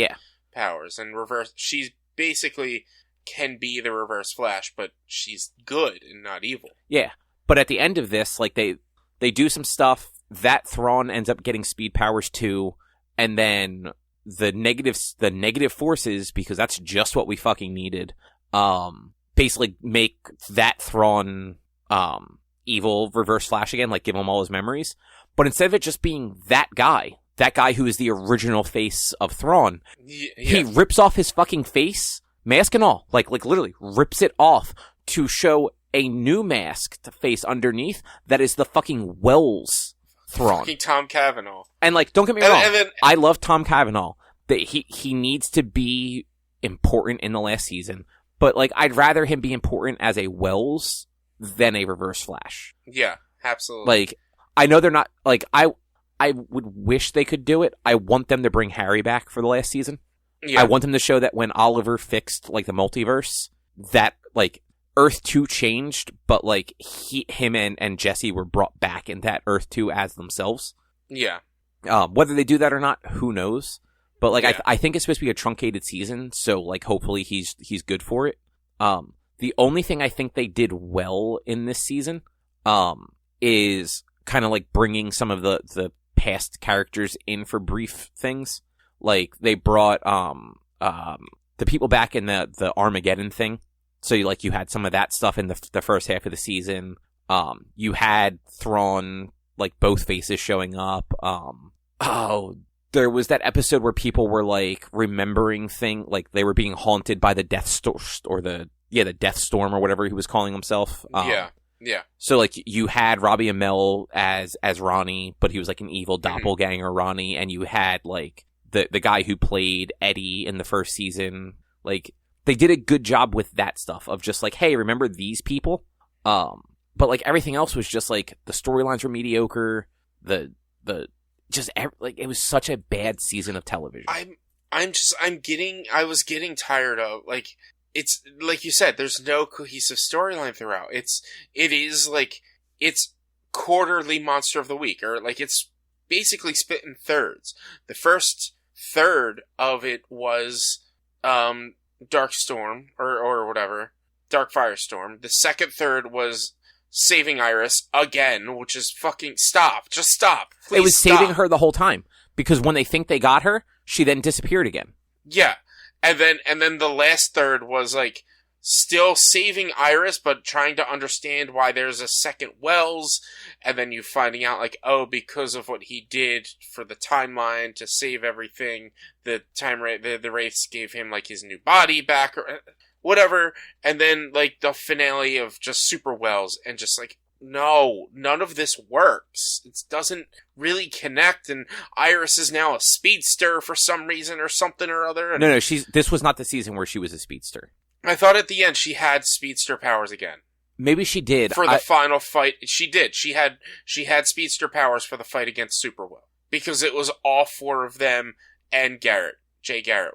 So it was 5 versus Superwells. Right. I was starting to space out at the end, because it was just like everything. So I picked up the episode that Killer Frost dies. Yeah, and that whole thing was bad. Like that. Like the whole, like, honestly, the Dark Firestorm storyline was good. I liked that storyline, and the whole thing between like Caitlyn and Dark Firestorm and Frost and everything like that. It's Deathstorm. Come on now. Deathstorm. The thing that I hate was, she's dead. Oh, we're gonna bring her back. No, you're not. Alright, we're not. Oh, we're gonna bring her back now. Fuck you. Make up your mind. Yeah, like, stop with this wishy-washy bullshit. And none of it was good, is the problem. No. Yeah, like, I watched 8 episodes yesterday. It was not a good time. Like, I did not enjoy almost any of it, but I want it to be caught up, because I want to be able to watch the final season. Not even because I think it's going to be good, because at this point, like, the last, like, 2 or 3 seasons have not been good. This has just been the worst. But, like, I'd like to see how it all wraps up, and I don't want to wait until it's all done and then have to catch up on 12 or 13 or however many episodes it is. Because this is basically the end of the Arrowverse. Like, we have Superman and Lois still, but that's not part of the Arrowverse. But it's not part of the Arrowverse. Like, what I want to do now is I watched the first episode of last season of Supergirl. And I want to watch the rest of them just to see how that ended before the finale of Flash. But there is no, I think Black Lightning ended forever ago. I think it ended the same year as Supergirl, maybe, or the year before. Yeah. I think it got like 3 or 4 seasons, and then he showed up in the the Flash stuff from this past season. And then we had Legends has been over for pretty much that was last season year. Was the last. Yeah, that was the last Legends season because like they got canceled. They didn't even get a finale. It just got canceled, which sucks. Because they left it super wide open. So it's like, yeah, this is the end of the Arrowverse, which sucks. Like, oh man, what are we gonna do? Like, I loved the Arrowverse. I loved it. I started with The Flash, and I'm ending it with The Flash. But wait, like, you didn't start with Arrow? No, I didn't. I watched The Flash first. Oh, I didn't know that. Yeah, I watched it, and then I think when I found out there was the crossover episode coming up, or there was gonna be a crossover episode, I watched the Arrow. I watched all of the Arrow previous seasons and then caught up to the Arrow so I could know what was going on with the crossover and then went from there. Yeah, I started with The Flash. Oh yeah, I didn't realize that. Yeah. It is a shame though. Like it's a shame that because like Arrow had its dips in quality, but I feel like it like kind of it started to dip back up near the end and like it had a stronger final season. Yeah. I hope that happens for The Flash, but like I just don't expect it to. No, I think like the well has run dry for The Flash, fortunately. Like there's only so much more you could do, especially since Crisis is over, and like originally the whole thing for The Flash was like in 2023 he was supposed to disappear or some shit, like, or like 2040 or something like that he was supposed to disappear, and then they quickened that timeline to when Crisis happened. And now, like, alright, well, there's no Crisis, there's no him ever leaving or disappearing ever again, so, like, what now? And they keep trying to bring in the kids, and it's like, well, the kids are from 20 years from now, so you can't keep doing that, because they're not even born in the show yet. Yeah, exactly. Keep making them younger, actually, because they're supposed to have been born by now. Yeah, exactly. And, well, they also keep changing them. Like, at the end of this season, like, when Nora shows up at one point, like, she feels bad by, like, telling Barry, she's like, oh, yeah, like, I'm not a CSI in this timeline. Like, I know I used to be one in, like, a timeline that you originally met me, but now I'm a reporter like Mom. And I'm like, hey, why do you know that? Like, why do you remember your past timeline? Like, that's weird. I feel like that should have just been a thing that Barry remembered and then was just slightly confused. But, yeah, it was a bad season. Both seasons of Superman and Lois were good, so like I have hope for the third season of that. I am curious to see how they do with like replacing the one son. Yeah, that's right. I forgot about that. And you know what? Like Stargirl, not the best show, but it was consistent. Like it was consistently like at least had a level of entertainment and campiness to it. That like I will probably watch that third season of that third and final season of that from earlier this year. I think it was.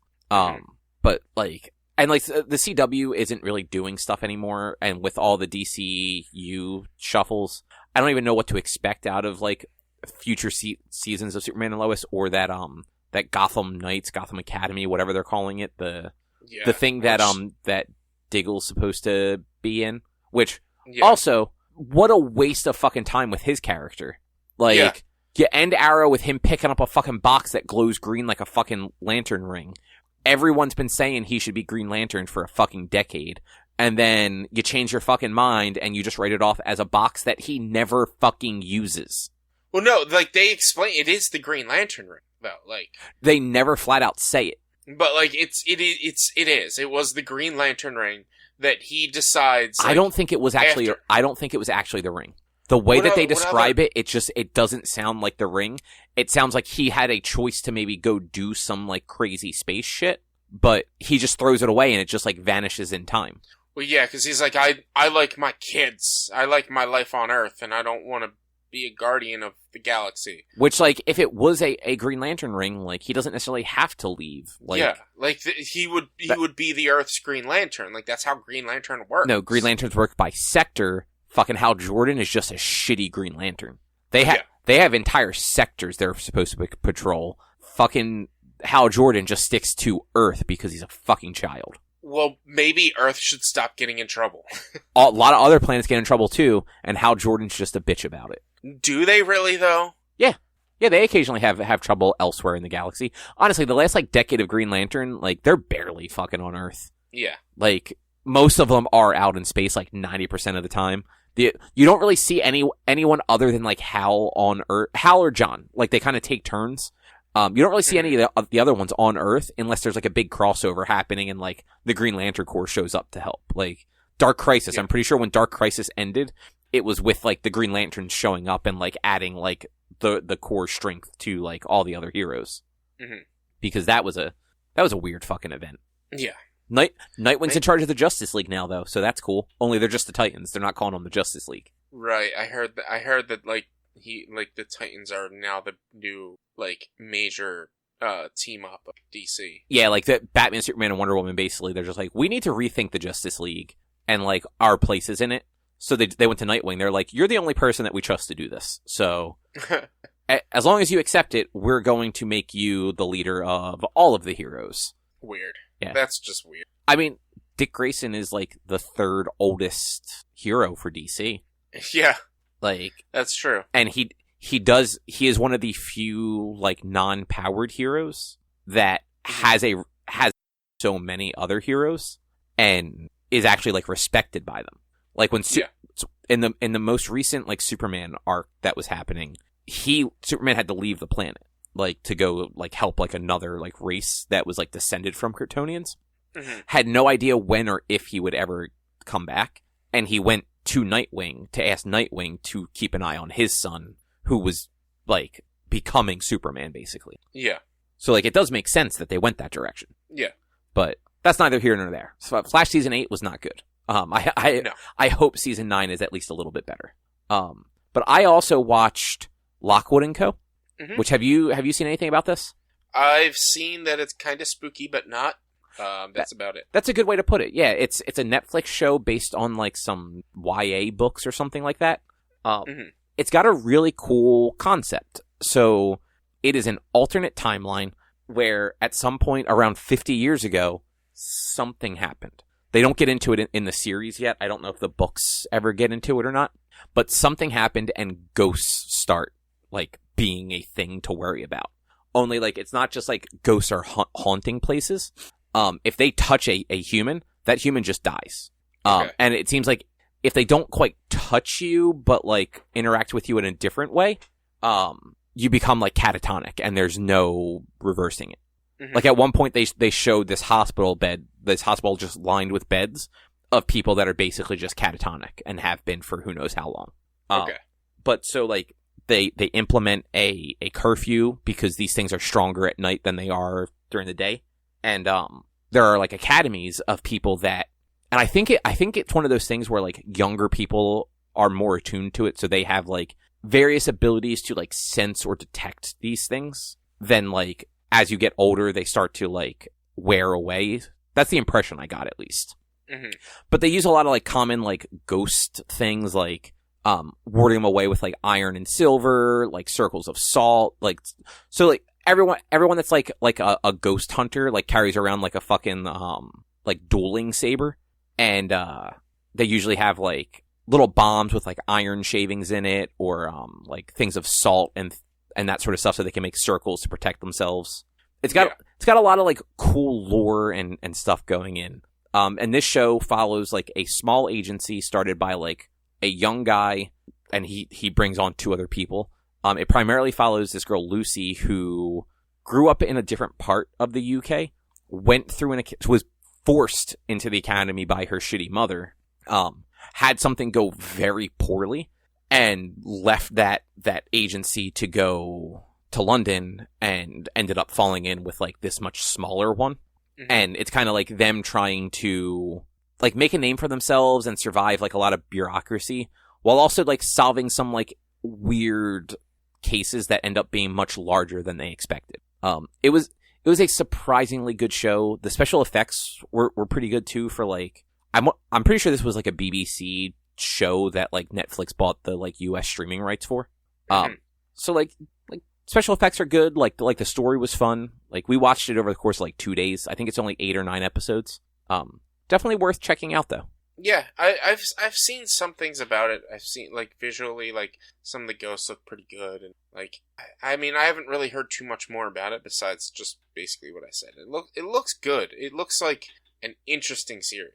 Yeah, it's got like 3 story arcs kind of like spread throughout it. And like there's bits of it that do carry between them. Like there's like a government agent cop sort of guy that he has an issue with Lockwood, who is like the younger guy that starts this Lockwood Co agency. And all you know really about him is like his parents, I think were like ghost hunters or whatever they're calling themselves, but died when he was younger. And so like he inherited their house and like that's their base of operations. But for whatever reason, like this agent guy does not like him. And kind of tries to force the girl to like just go home.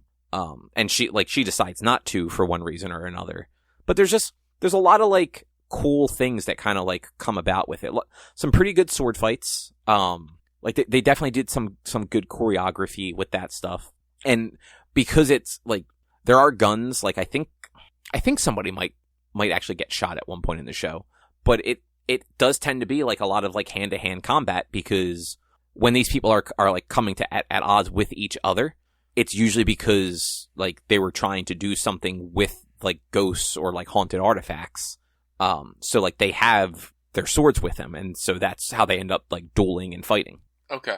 Yeah. Yeah. That sounds pretty good. Yeah, they're like 42-minute episodes, so like they're not super long.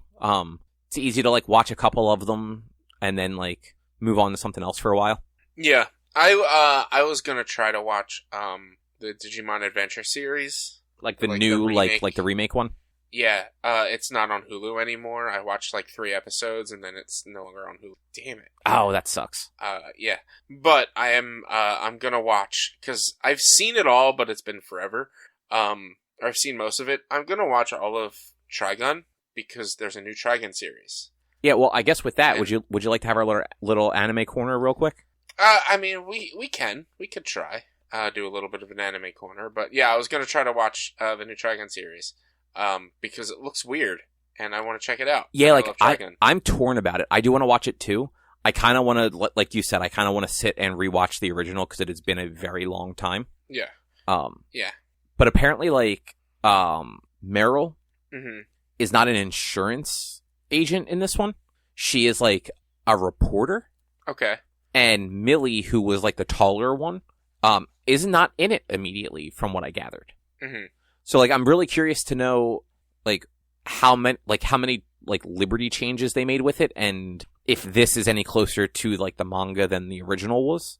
Because I never read the manga. All I know is like the original Trigun ran for like a couple of volumes, and then the magazine was canceled, and like a few years later it picked back up as Trigun Maximum, and like the story picks up like after, like a couple years after the end of the original. But I don't think that was ever adapted to anything. No. So, yeah. Did you start Trigun yet, or is it just kind of like on your list to get to? It's on my list. I want to do like an episode a day or something like that, since the current show is like ongoing still, so there's no rush. Yeah. But it's just like every time I go to sit down and be like, all right, I should watch this, it's late and I'm falling asleep. That's fair. At least they are short episodes, so like you can do like an episode, and yeah, as long as you're not falling asleep, it's like it's a quick watch. Yeah. And the English voice acting is good enough to where, like, I'll just watch it in English, not in Japanese. Plus, also, it's Johnny Young Bosch, and he's awesome. I was gonna say, like, and he is doing the new one, too. Yeah, he's doing the new one, just like he's doing Ichigo and Bleach in 1,000 Year Blood War. Yeah, which they did a fantastic job adapting at least that first part of the manga story arc. Dude, it was so good. I want it to be June. Yeah. I want it to be June. I think it's July, not June. Or whatever J month it is. I want it to be that month.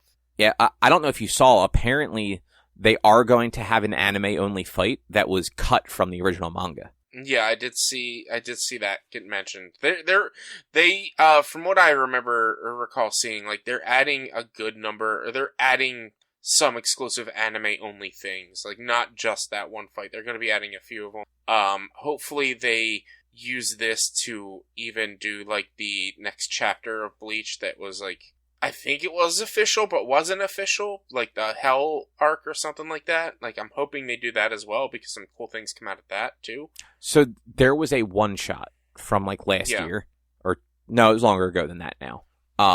that was just kind of like, hey, here's like 20 years later, and it's a one shot, so like there's not a ton to it, but it was left open like they could come back to it. They like there hasn't been anything more, but yeah, I'm excited that they're willing to change things a little bit though, because the biggest issue with the manga arc for that is it starts off very kind of like slow and deliberate, like this first half of the season or this first quarter of the season. Like it was good, it explained things, it was deliberate, and then by the end, everything is just super rushed. Like, it is one of the most anticlimactic final, like, things of, like, an anime I can think of. Yeah. I think what it was, though, is Kubo was just done with writing it. Well, it got canceled also. So they were also forcing him to wrap up as soon as possible. Yeah. But yeah, because he had to stop writing other stuff because Bleach got so popular. Yeah. Yeah, exactly. I mean, that's usually how it goes. Like, these guys, like, they only work on one series at a time because most of the time they're writing and drawing it. Yeah. But I forgot until we were watching it that when Ichigo gets like his real Zanpakuto, I forgot that that old man Zangetsu actually tells him that like he's basically been throttling his power that whole time. Yeah. So that like any time that Ichigo actually like unleashed power, it was never all of his power. Yeah. Which is kind of wild when you think about all the shit he's done. Like, oh yeah, well, I mean that's like that was one of the things that they were trying to explain, or that Unohana was going to try to explain, or not? Was it Unohana? Clogging Hats. Unohana is the medical. Oh yeah, Uehara. Uehara, yeah, Uehara was like trying to explain to Ichigo like him and what's his name were the only two that their Bankai couldn't be stolen because it wasn't their actual fucking Bankai. And like they didn't fully explain that yet, but like because like they didn't get into Zabimaru yet in the anime. I've kind of looked ahead on certain things. Yeah, Renji basically forced the sword to change. Like, well, it turns out, I think what I read, the sword didn't like fully believe in Renji, so the sword gave him the wrong name. Yeah, like, which is why he has basically two Bankais. Yeah, so like if you remember from the Soul Society arc, like Renji basically like forced himself to unlock his Bankai. Like Ichigo did too. Like he basically did the same training as Ichigo. Yeah. But like his sword, because of prior like conversations that they show with the sword, like you got the impression that like his sword didn't really have a connection with him the way a lot of the other ones seem to. But because you mentioned Uehana, like her fight with Kenpachi is fucking nuts. That was such a good fight. It was unexpected. Like the entire series, they write her as just like this calm, collected person. At least the anime, like they never actually show her off. You never see her fight. She's always just healing people. And then, oh no, it turns out she's got a bloodlust, and she wants to fuck people up. Yeah, she is one of the original 13 captains. Yeah. Back when they were nothing but like savages, yeah. Basically. I was trying to think of the right word, and it was just not coming to me. Yeah. And like her original name was like she was the original Kenpachi, or at least she was the previous Kenpachi. So like yeah, that whole thing was very wild. Like when the flower cloak guy is just like, can you go help him? And like you're just like, what do you mean? Can she go help him? Like she's the one that does the healing. What are you talking about? Yeah, I mean it sucks though that they kill her off. Like if they didn't kill her off, and like if I mean, I guess it makes sense because, like, they would have been too powerful to have both Kenpachi and Unohana, like, side by side. But, like, it is a bummer to me that, like, it's just like, oh yeah, it turns out she's a fucking badass, but we gotta kill her now because she's a badass. Yeah, and it's like, what would it have been like if her and Kenpachi were around? There would have been no question. They would have been able to... Like, if she had just gone into the fight initially, like, you know how many of them she probably would have been able to take down if she had just fought during the invasion? I mean, probably quite a few. Yeah. Probably quite a few. Yeah. But yeah, like, she never actually fights.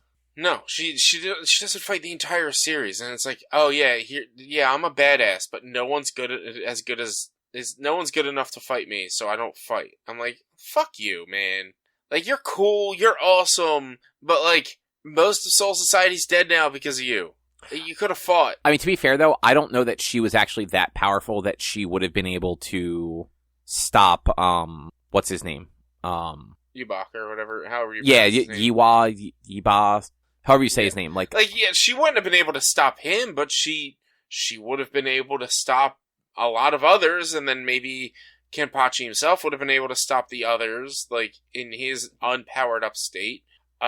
Maybe the captain, the head captain that wouldn't have fully died because of all this. Like, I mean, she wouldn't have been able to use her Bankai though because it would have been stolen. So there's that. But it's just, yeah, I don't know. I feel like it was awesome. It was an awesome fight. But like, it's kind of a letdown to find out that she's so badass right before she dies. Yeah. So out of curiosity, did you catch what her actual name was before? No, I can't remember. Yurichu? Yeah, I just remember it was Kenpachi. What is it? Yachiru? Yachiru. Do you know who else has that name?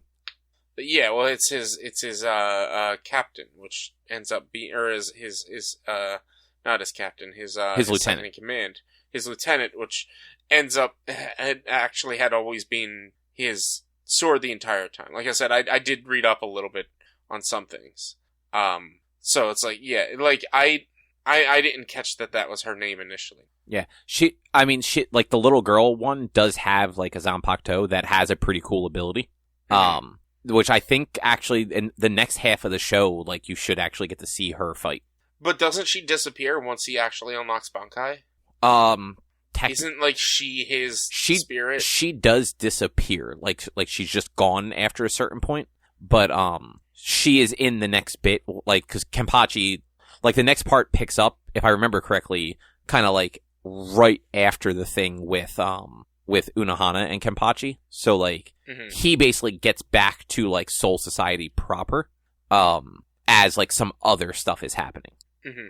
But yeah, because eventually, by the end of the show, you basically get to see you'll have seen almost every major Soul Reaper's Bankai. Yeah. Because like there's a handful of them that they haven't shown yet. Like you get to see Uehara's, and his is fucking wild. Yeah, I looked that one up, and that's a freaking awesome, very weird but awesome Bankai. And then I've looked up Rukia's. Actually, Rukia's is really cool too. It's Rukia's is wild. And then I can't remember his name, but he's got the dual scythes. So you don't actually get to see his Bankai in this arc, but in that one shot you do. And they figure like I've watched a whole video as to why like you don't actually see his Bankai here and like what his powers are basically. Which one? And I'm like, the dude who has got the dual scythes, he's got the 69 on his tattooed on his face. Oh, right. Yeah, I can never remember his name, but he was Tosin's lieutenant. Yeah. Now he's the Visored's lieutenant that has when he releases his sword, they just become fucking brass knuckles. Yeah. And like so after the invasion, they're like we're gonna train you to unlock your Bankai, and he doesn't end up unlocking it during the training. Yeah. Because he was fighting the weird little like Sentai girl. Yeah, and it turns out that like it's because his Sekai its abilities are to like keep him from dying, and so even though he almost dies several times from this training, his Sekai is more powerful than his Bankai because it keeps him alive. Right. And it's just it's really interesting Bankai. Yeah, and just this last arc, like it has its ups and downs, but it has some really cool stuff. Like just like all the history stuff for like Ichigo and like finding out like who his mom actually was and why she actually died. Because like the dad even says it's like she should have never died. Like she was significantly stronger than that Hollow was. Yeah, I mean they explain why she died in the show. Yeah, oh yeah, no, that's what I mean. Like I just think it's cool that like they actually dig into all that. And like with the dad saying like she would have never died to him under like normal circumstances. Yeah, but it was because Yubak woke up. Yeah, and stole the power of all of the Quincy's. Yeah. I guess except for Ishida's dad. Yeah, and Ishida. So there's that. But yeah, it's going to go some places in the next section, I think. Yeah. How about Chainsaw Man? What did you think of Chainsaw Man? That show's wild. It's fucking weird, right? Yeah, I wasn't expecting it to be what it was. Like, I was expecting it to be good, and I'm not gonna say I don't think it's good. I think it's weird. Like you said, it's weird, and it's got some interesting themes, and it's like sometimes there were a few scenes where I'm just like, I'm a little uncomfortable. But overall, it's like, it's got a very interesting story and interesting world built out. Yeah, like, nobody's particularly good. Yeah. Like, everyone kind of sucks a little bit. Yeah. I'm excited to see more of it, though. Like, I do want to see how this plays out. I want to see what the fucking gun demon looks like. I do like it. I like it a lot, but there's some uncomfortable scenes. Like, there was, one point, I was watching it on my TV. My sister had come downstairs to do something, and it was the scene where he got to touch Power's boobs. I was gonna say, it's either that scene or the scene where the one lady with the eye patch is, like, coming on to him. Trying to bang him, and he's 16 years old. Which, that also was, I was just like, please don't do this. Please don't do this. This is uncomfortable. And I'll be 100% honest. If they actually did that whole not a sex scene, but, like, if they had sex, I would have just not watched the show anymore. Because it's just, I'm not into it. You know, Renji, Denji never seems to, like, actually get anywhere with anybody. Yeah. But, I mean, he did get his first kiss, though. Yeah, he did. And it was full of vomit. Yeah. He got a couple more after that, but he got his kiss. He got part of what he's achieved his goals so far. Yeah. They haven't really gotten into it a ton yet, but, like, him and Power have my favorite relationship on the show. Because they're kind of antagonistic, but, like, they're also, like, on, like, the same page almost all the time. Mm-hmm. It's very funny. Yeah. But yeah, I like that. I've gotten pretty behind on the manga, but, like, they did a pretty good job adapting this first season. Mm-hmm. I'm looking forward to see where they go with stuff, like, because eventually they do go to hell, or to, like, the equivalent of hell, I guess you'd call it. So you get to see more about, like, where the devils come from, which is its own weirdness. Yeah, that's. And then there's My Hero. This has been the best season of the show by far. Like, I have enjoyed most of the other seasons. There's not really a season that I don't like, but I absolutely love this season of My Hero. Yeah, they turned, like, it has just been going nonstop since the beginning. Yeah, they turned it to 11. They just turned the dial to 11 and just went. Which is, it was a relief. I was happy that they did that because, like, you know, I do my watch throughs of My Hero every year. Before the new season comes out, I watch through the entire series, plus the new season in English, just to get that rewatch in, to just remember or notice things I might have missed and whatnot, and to just rewatch the most recent season just to remember what's going on. And, like, they didn't have a recap episode.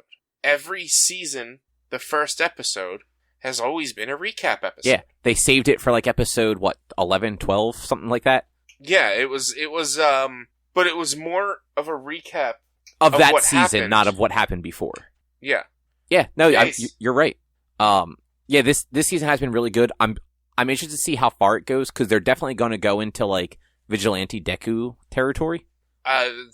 This week is the first week of Vigilante Deku. Okay. This week coming up, like, the last episode that I watched, because I watch it subtitled, was Deku leaving a note to his class saying that I'm leaving. Is that the note that explains, like, what All for One is and everything? Yeah. Yes. Or One for All? Yes. It explains everything. He explains his powers and that he's being hunted, and so to protect them, he's leaving. Yeah, so I wonder how far into that they're going to go. Because, like, the manga, like, that was a while ago, but, like, the manga's been on this very slow plotting thing for a while, where, like, they have been having the final battle with all the villains for, like, a year. Okay. And, like, it's not been great. Yeah. But the vigilante stuff, like that section, was actually really good. Like the war and then that part, I think worked really well, because shortly after the vigilante arc is when Star and Stripe shows up, the American #1 hero. Yeah. And then it's shortly after that is where, like, they basically formulate the plan and, like, have, like, the big final battles with the villains. And, you know, so it's like, you know, it's like a lot of, like, it's a lot of different fights all happening at once, where, like, you'll get, like, a few chapters of, like, each fight as it, like, jumps between them. And by the time you jump back to one, it's been, like, 6 months, and you're just like, oh, yeah, that's right. These two were fighting. Cool. Okay. Yeah. Like, a character got mortally wounded, and they're alluding to that they're going to be okay. But it's been, like, 6 months since that issue, or that chapter came out. And, like, I don't remember what they were doing that was maybe going to save them. Yeah. So, but, like, where they're at now in the anime, real good. Yeah, it's so good. It's been the best season so far. I've absolutely loved it. All the stories, everything's going on. I'm so excited for what's moving forward with the show that's moving forward. I don't want this season to end. I know we're probably near. No, we're only like halfway. Season. It's like a 24 episode season. There's no way it's only been 12 episodes. I feel like it's been more. I'm going by the dub. So yes, you are like 2 episodes further. You're probably at like 14 or 15, and I think the most recent one for me was 13. So you've still got like close to 10 episodes to go. Yeah.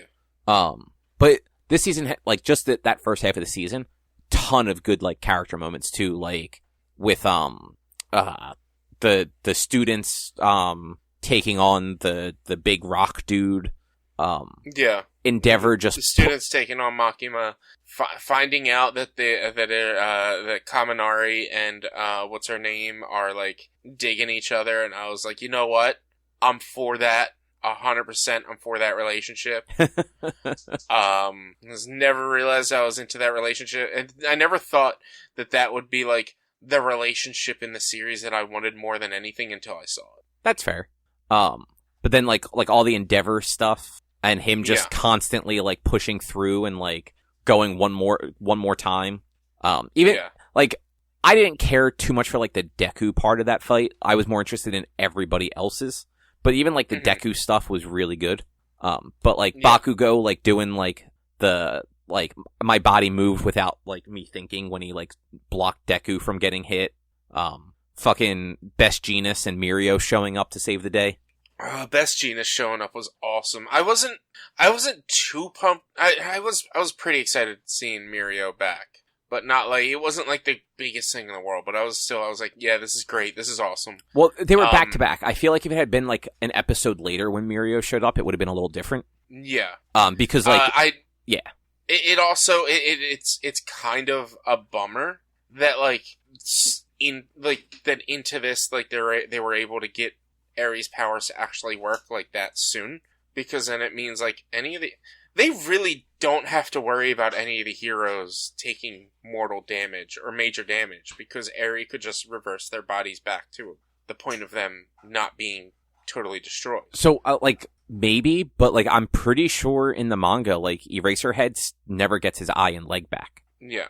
So, like, it might only be that she can, like, she was able to reverse Mirio because it was technically her power that erased his power. Maybe, but, like, she was able to use her power in the fight against Overwatch to keep Deku from taking too much damage. Yeah, I mean, look... Or, like, her power was going overboard, and so he was doing more damage to his body. He was doing enough damage to his body to where he wouldn't be reversed down. Because that's the thing, like, she could reverse him back in time to where he never existed. Yeah, exactly. So it's like, my thought is, like, alright, she can reverse time on their body until before he cut off his leg or lost his eye. But, I mean, that's, again, she is also a child and still doesn't have full 100% control on her power. Exactly. Yeah, that's what I meant, more or less. And legally in the world cannot use her power to do that stuff. So they would need, like, a special sanction, which you find out that the heroes, like the government, that the governing body of the heroes is completely destroyed, and so there's no one to actually command the heroes. Yeah, and just to go back to the Genist bit, I think his entrance hits so much harder because it's right after Dobby says, like, oh yeah, and this number 2 hero killed the number 3 hero. And then, like, as he's broadcasting this, fucking Genist shows up and just traps everybody. Yeah. It's just like, sorry, I'm late, guys. It's also been, like, the Genist, everything about Genist has been, like, building up since the attack on the League from the heroes to rescue Bakugo. Yeah, because, like, he'd been injured for so long. He was, like, just, like, hit through the chest. Yeah. And, like, I knew that was his body in the bag, but, like, I didn't really recognize it. And, like, I was in the same boat of, like, oh, this is a fake body. I didn't ever think it was an actual body. So I thought his, quote, recovery time was still from having a giant fucking hole in his chest. And not from, him faking his death. I mean, it's a little bit of both. Yeah. But, just to wrap it up real quick, because I know you don't watch either of these, you should watch Spy Family. Mm-hmm. You really should. It is such a delightful fucking show. And that's all I wanted to say. The Spy Family is just an absolute delight. Yeah. It just wrapped up, like, its second half of its season, like, a couple weeks ago.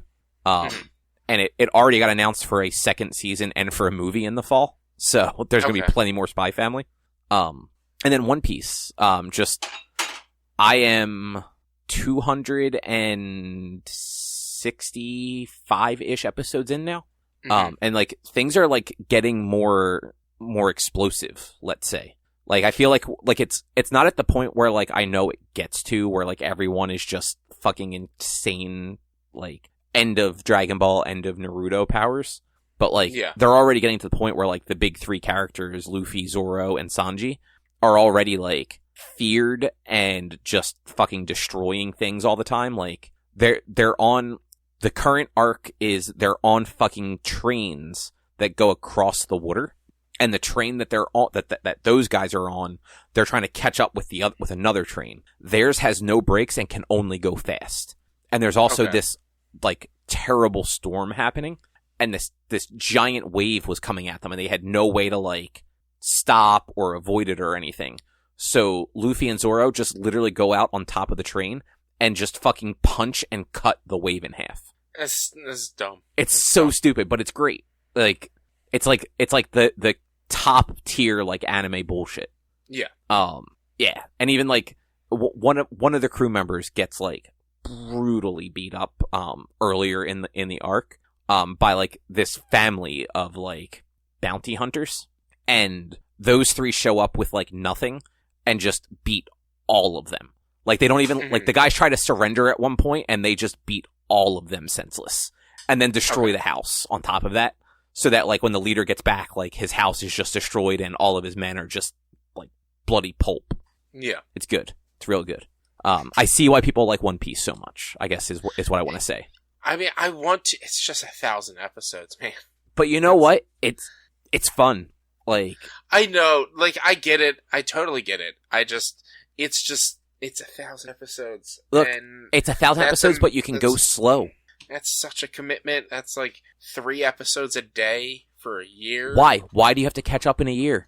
I don't have to catch up in a year, but I feel like I'm not going to care after 3 years. People care after 20. I'm not gonna, but, like, I'm not saying I'm not gonna care after 3 years, but, like, sitting there, I'm not going to be able to manage to remember to sit there and watch 1 episode a day, every day for a year.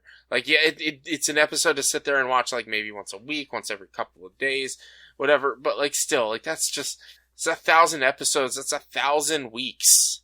If I were to do 1 a week, that's 1,000 weeks. They take a pirate ship into the sky.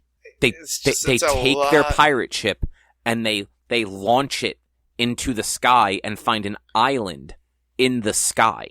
I mean, so if I ever am a content creator full time and, like, don't have to stream or don't have work and stream at the same time, I'll definitely get into One Piece, because that means I'll have 8 hours of my day available to do stuff like watch One Piece to make content. But until, like, I don't have to work and I'm doing streaming at the same time, I just don't know if I can do One Piece. It's a lot, man. And look, to be fair, like, we don't watch an episode every day. we don't even watch an episode every week. Like, we'll go like a week or two, like not really watching it at all. And then like, we'll go like several weeks where we watch like, 2 or 3 episodes at night. And then we'll go back to like not really watching it at all. And like, it's just, sometimes it's more interesting than others. Like while the whole idea of the Sky Island stuff was really cool, that arc was actually kind of boring. Like, it kind of lost a little bit of because the show kind of has 2 things going for it. The fights are like usually fun to like within reason. At least up to this point, they're more like Dragon Ball fights, like more like just people punching each other. Than like the crazy like superpower fights that I know it apparently will get to by the end.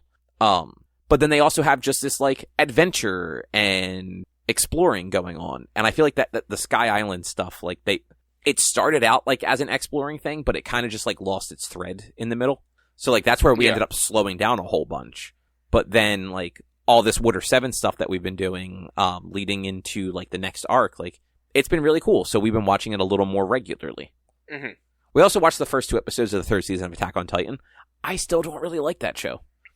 Look, I get it at this point. Yeah. It's for me, it was more about the intrigue of the lore and the story of everything that's going on in the world, and less about like everything else. But it was also, I got into it back when it first came out, and it was one of the more brutal things you'd ever seen and one of the craziest stories ever.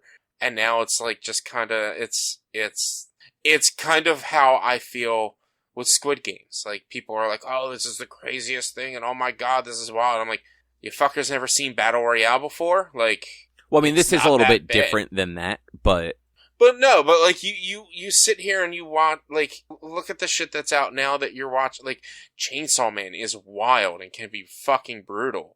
And, like, even Last of Us and shit like that. Like, modern TV now and what was on modern TV and anime back when Attack on Titan first was released are 2 completely different things. And so that's, I think, part of the intrigue of this show and why people were so like crazy for it.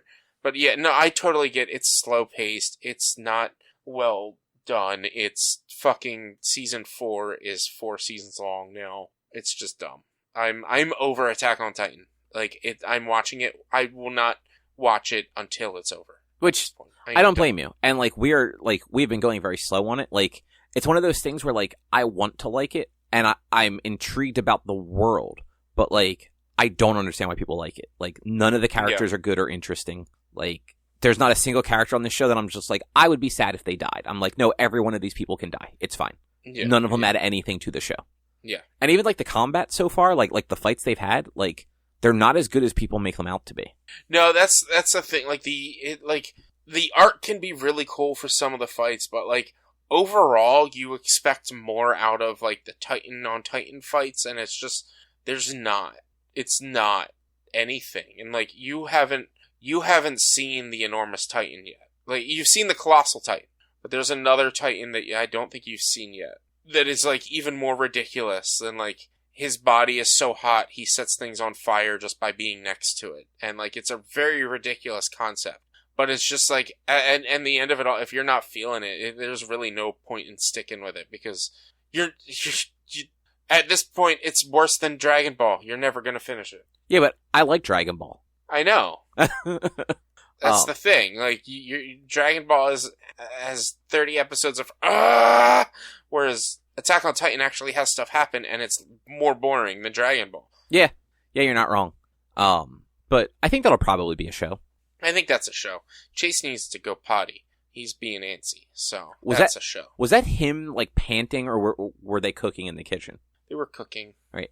It was, the sound was just weird enough that I couldn't tell if Chase was just next to you panting or if it was a scraping sound. Mm-hmm. It was cooking. Well, that's a shame. I thought it was Chase panting. I'm disappointed. Not that I want Chase to pant, but I just thought it would be funny if he was just, like, sitting next to you breathing into your microphone. You would have heard me say, "Stop breathing on me, it's hot." That's fair. But yeah, so that's going to do it for this week. Next week is our next book club, which is Interstellar 5555, right? That's okay. Yes. Which we found out, I was saying last week, you have to watch it on Roku TV with a subscription. You can also find it on Amazon on Prime Video with like the subscription. Like, you can get the free week trial. Yeah, with the cello concert, whatever thing that is. Yeah. But other than that, if you'd like to find more of our content, you can head over to www.one-quest.com. You can also help us out by supporting us at patreon.com/onequest. If you can't support us there with your dollars, though, you can go to your favorite podcast platform, Apple Podcasts, Google Podcasts, Spotify, all the other places. Rate us, review us, subscribe to us. It all helps. You can also find us on social media, facebook.com/onequestonline or at @1_quest on Instagram and Twitter. Our YouTube channel is youtube.com/onequestvideo. And you can always send us emails to social@one-quest.com. And Rich, what does your streaming look like this week? Twitch.tv/b_walnuts for video game streaming Monday, Tuesday, Thursday, and Sunday. Thursday, me and Bucci, and one other person potentially are going to be playing some Dark and Darker on Sunday.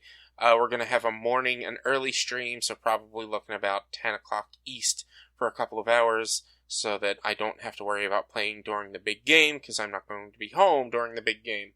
And then we're starting Jedi Fallen Order on Monday. Go check that out. Nice. Cool. Well, with that, we will be back next week with something else to talk about. Thanks for listening. Bye. See yas.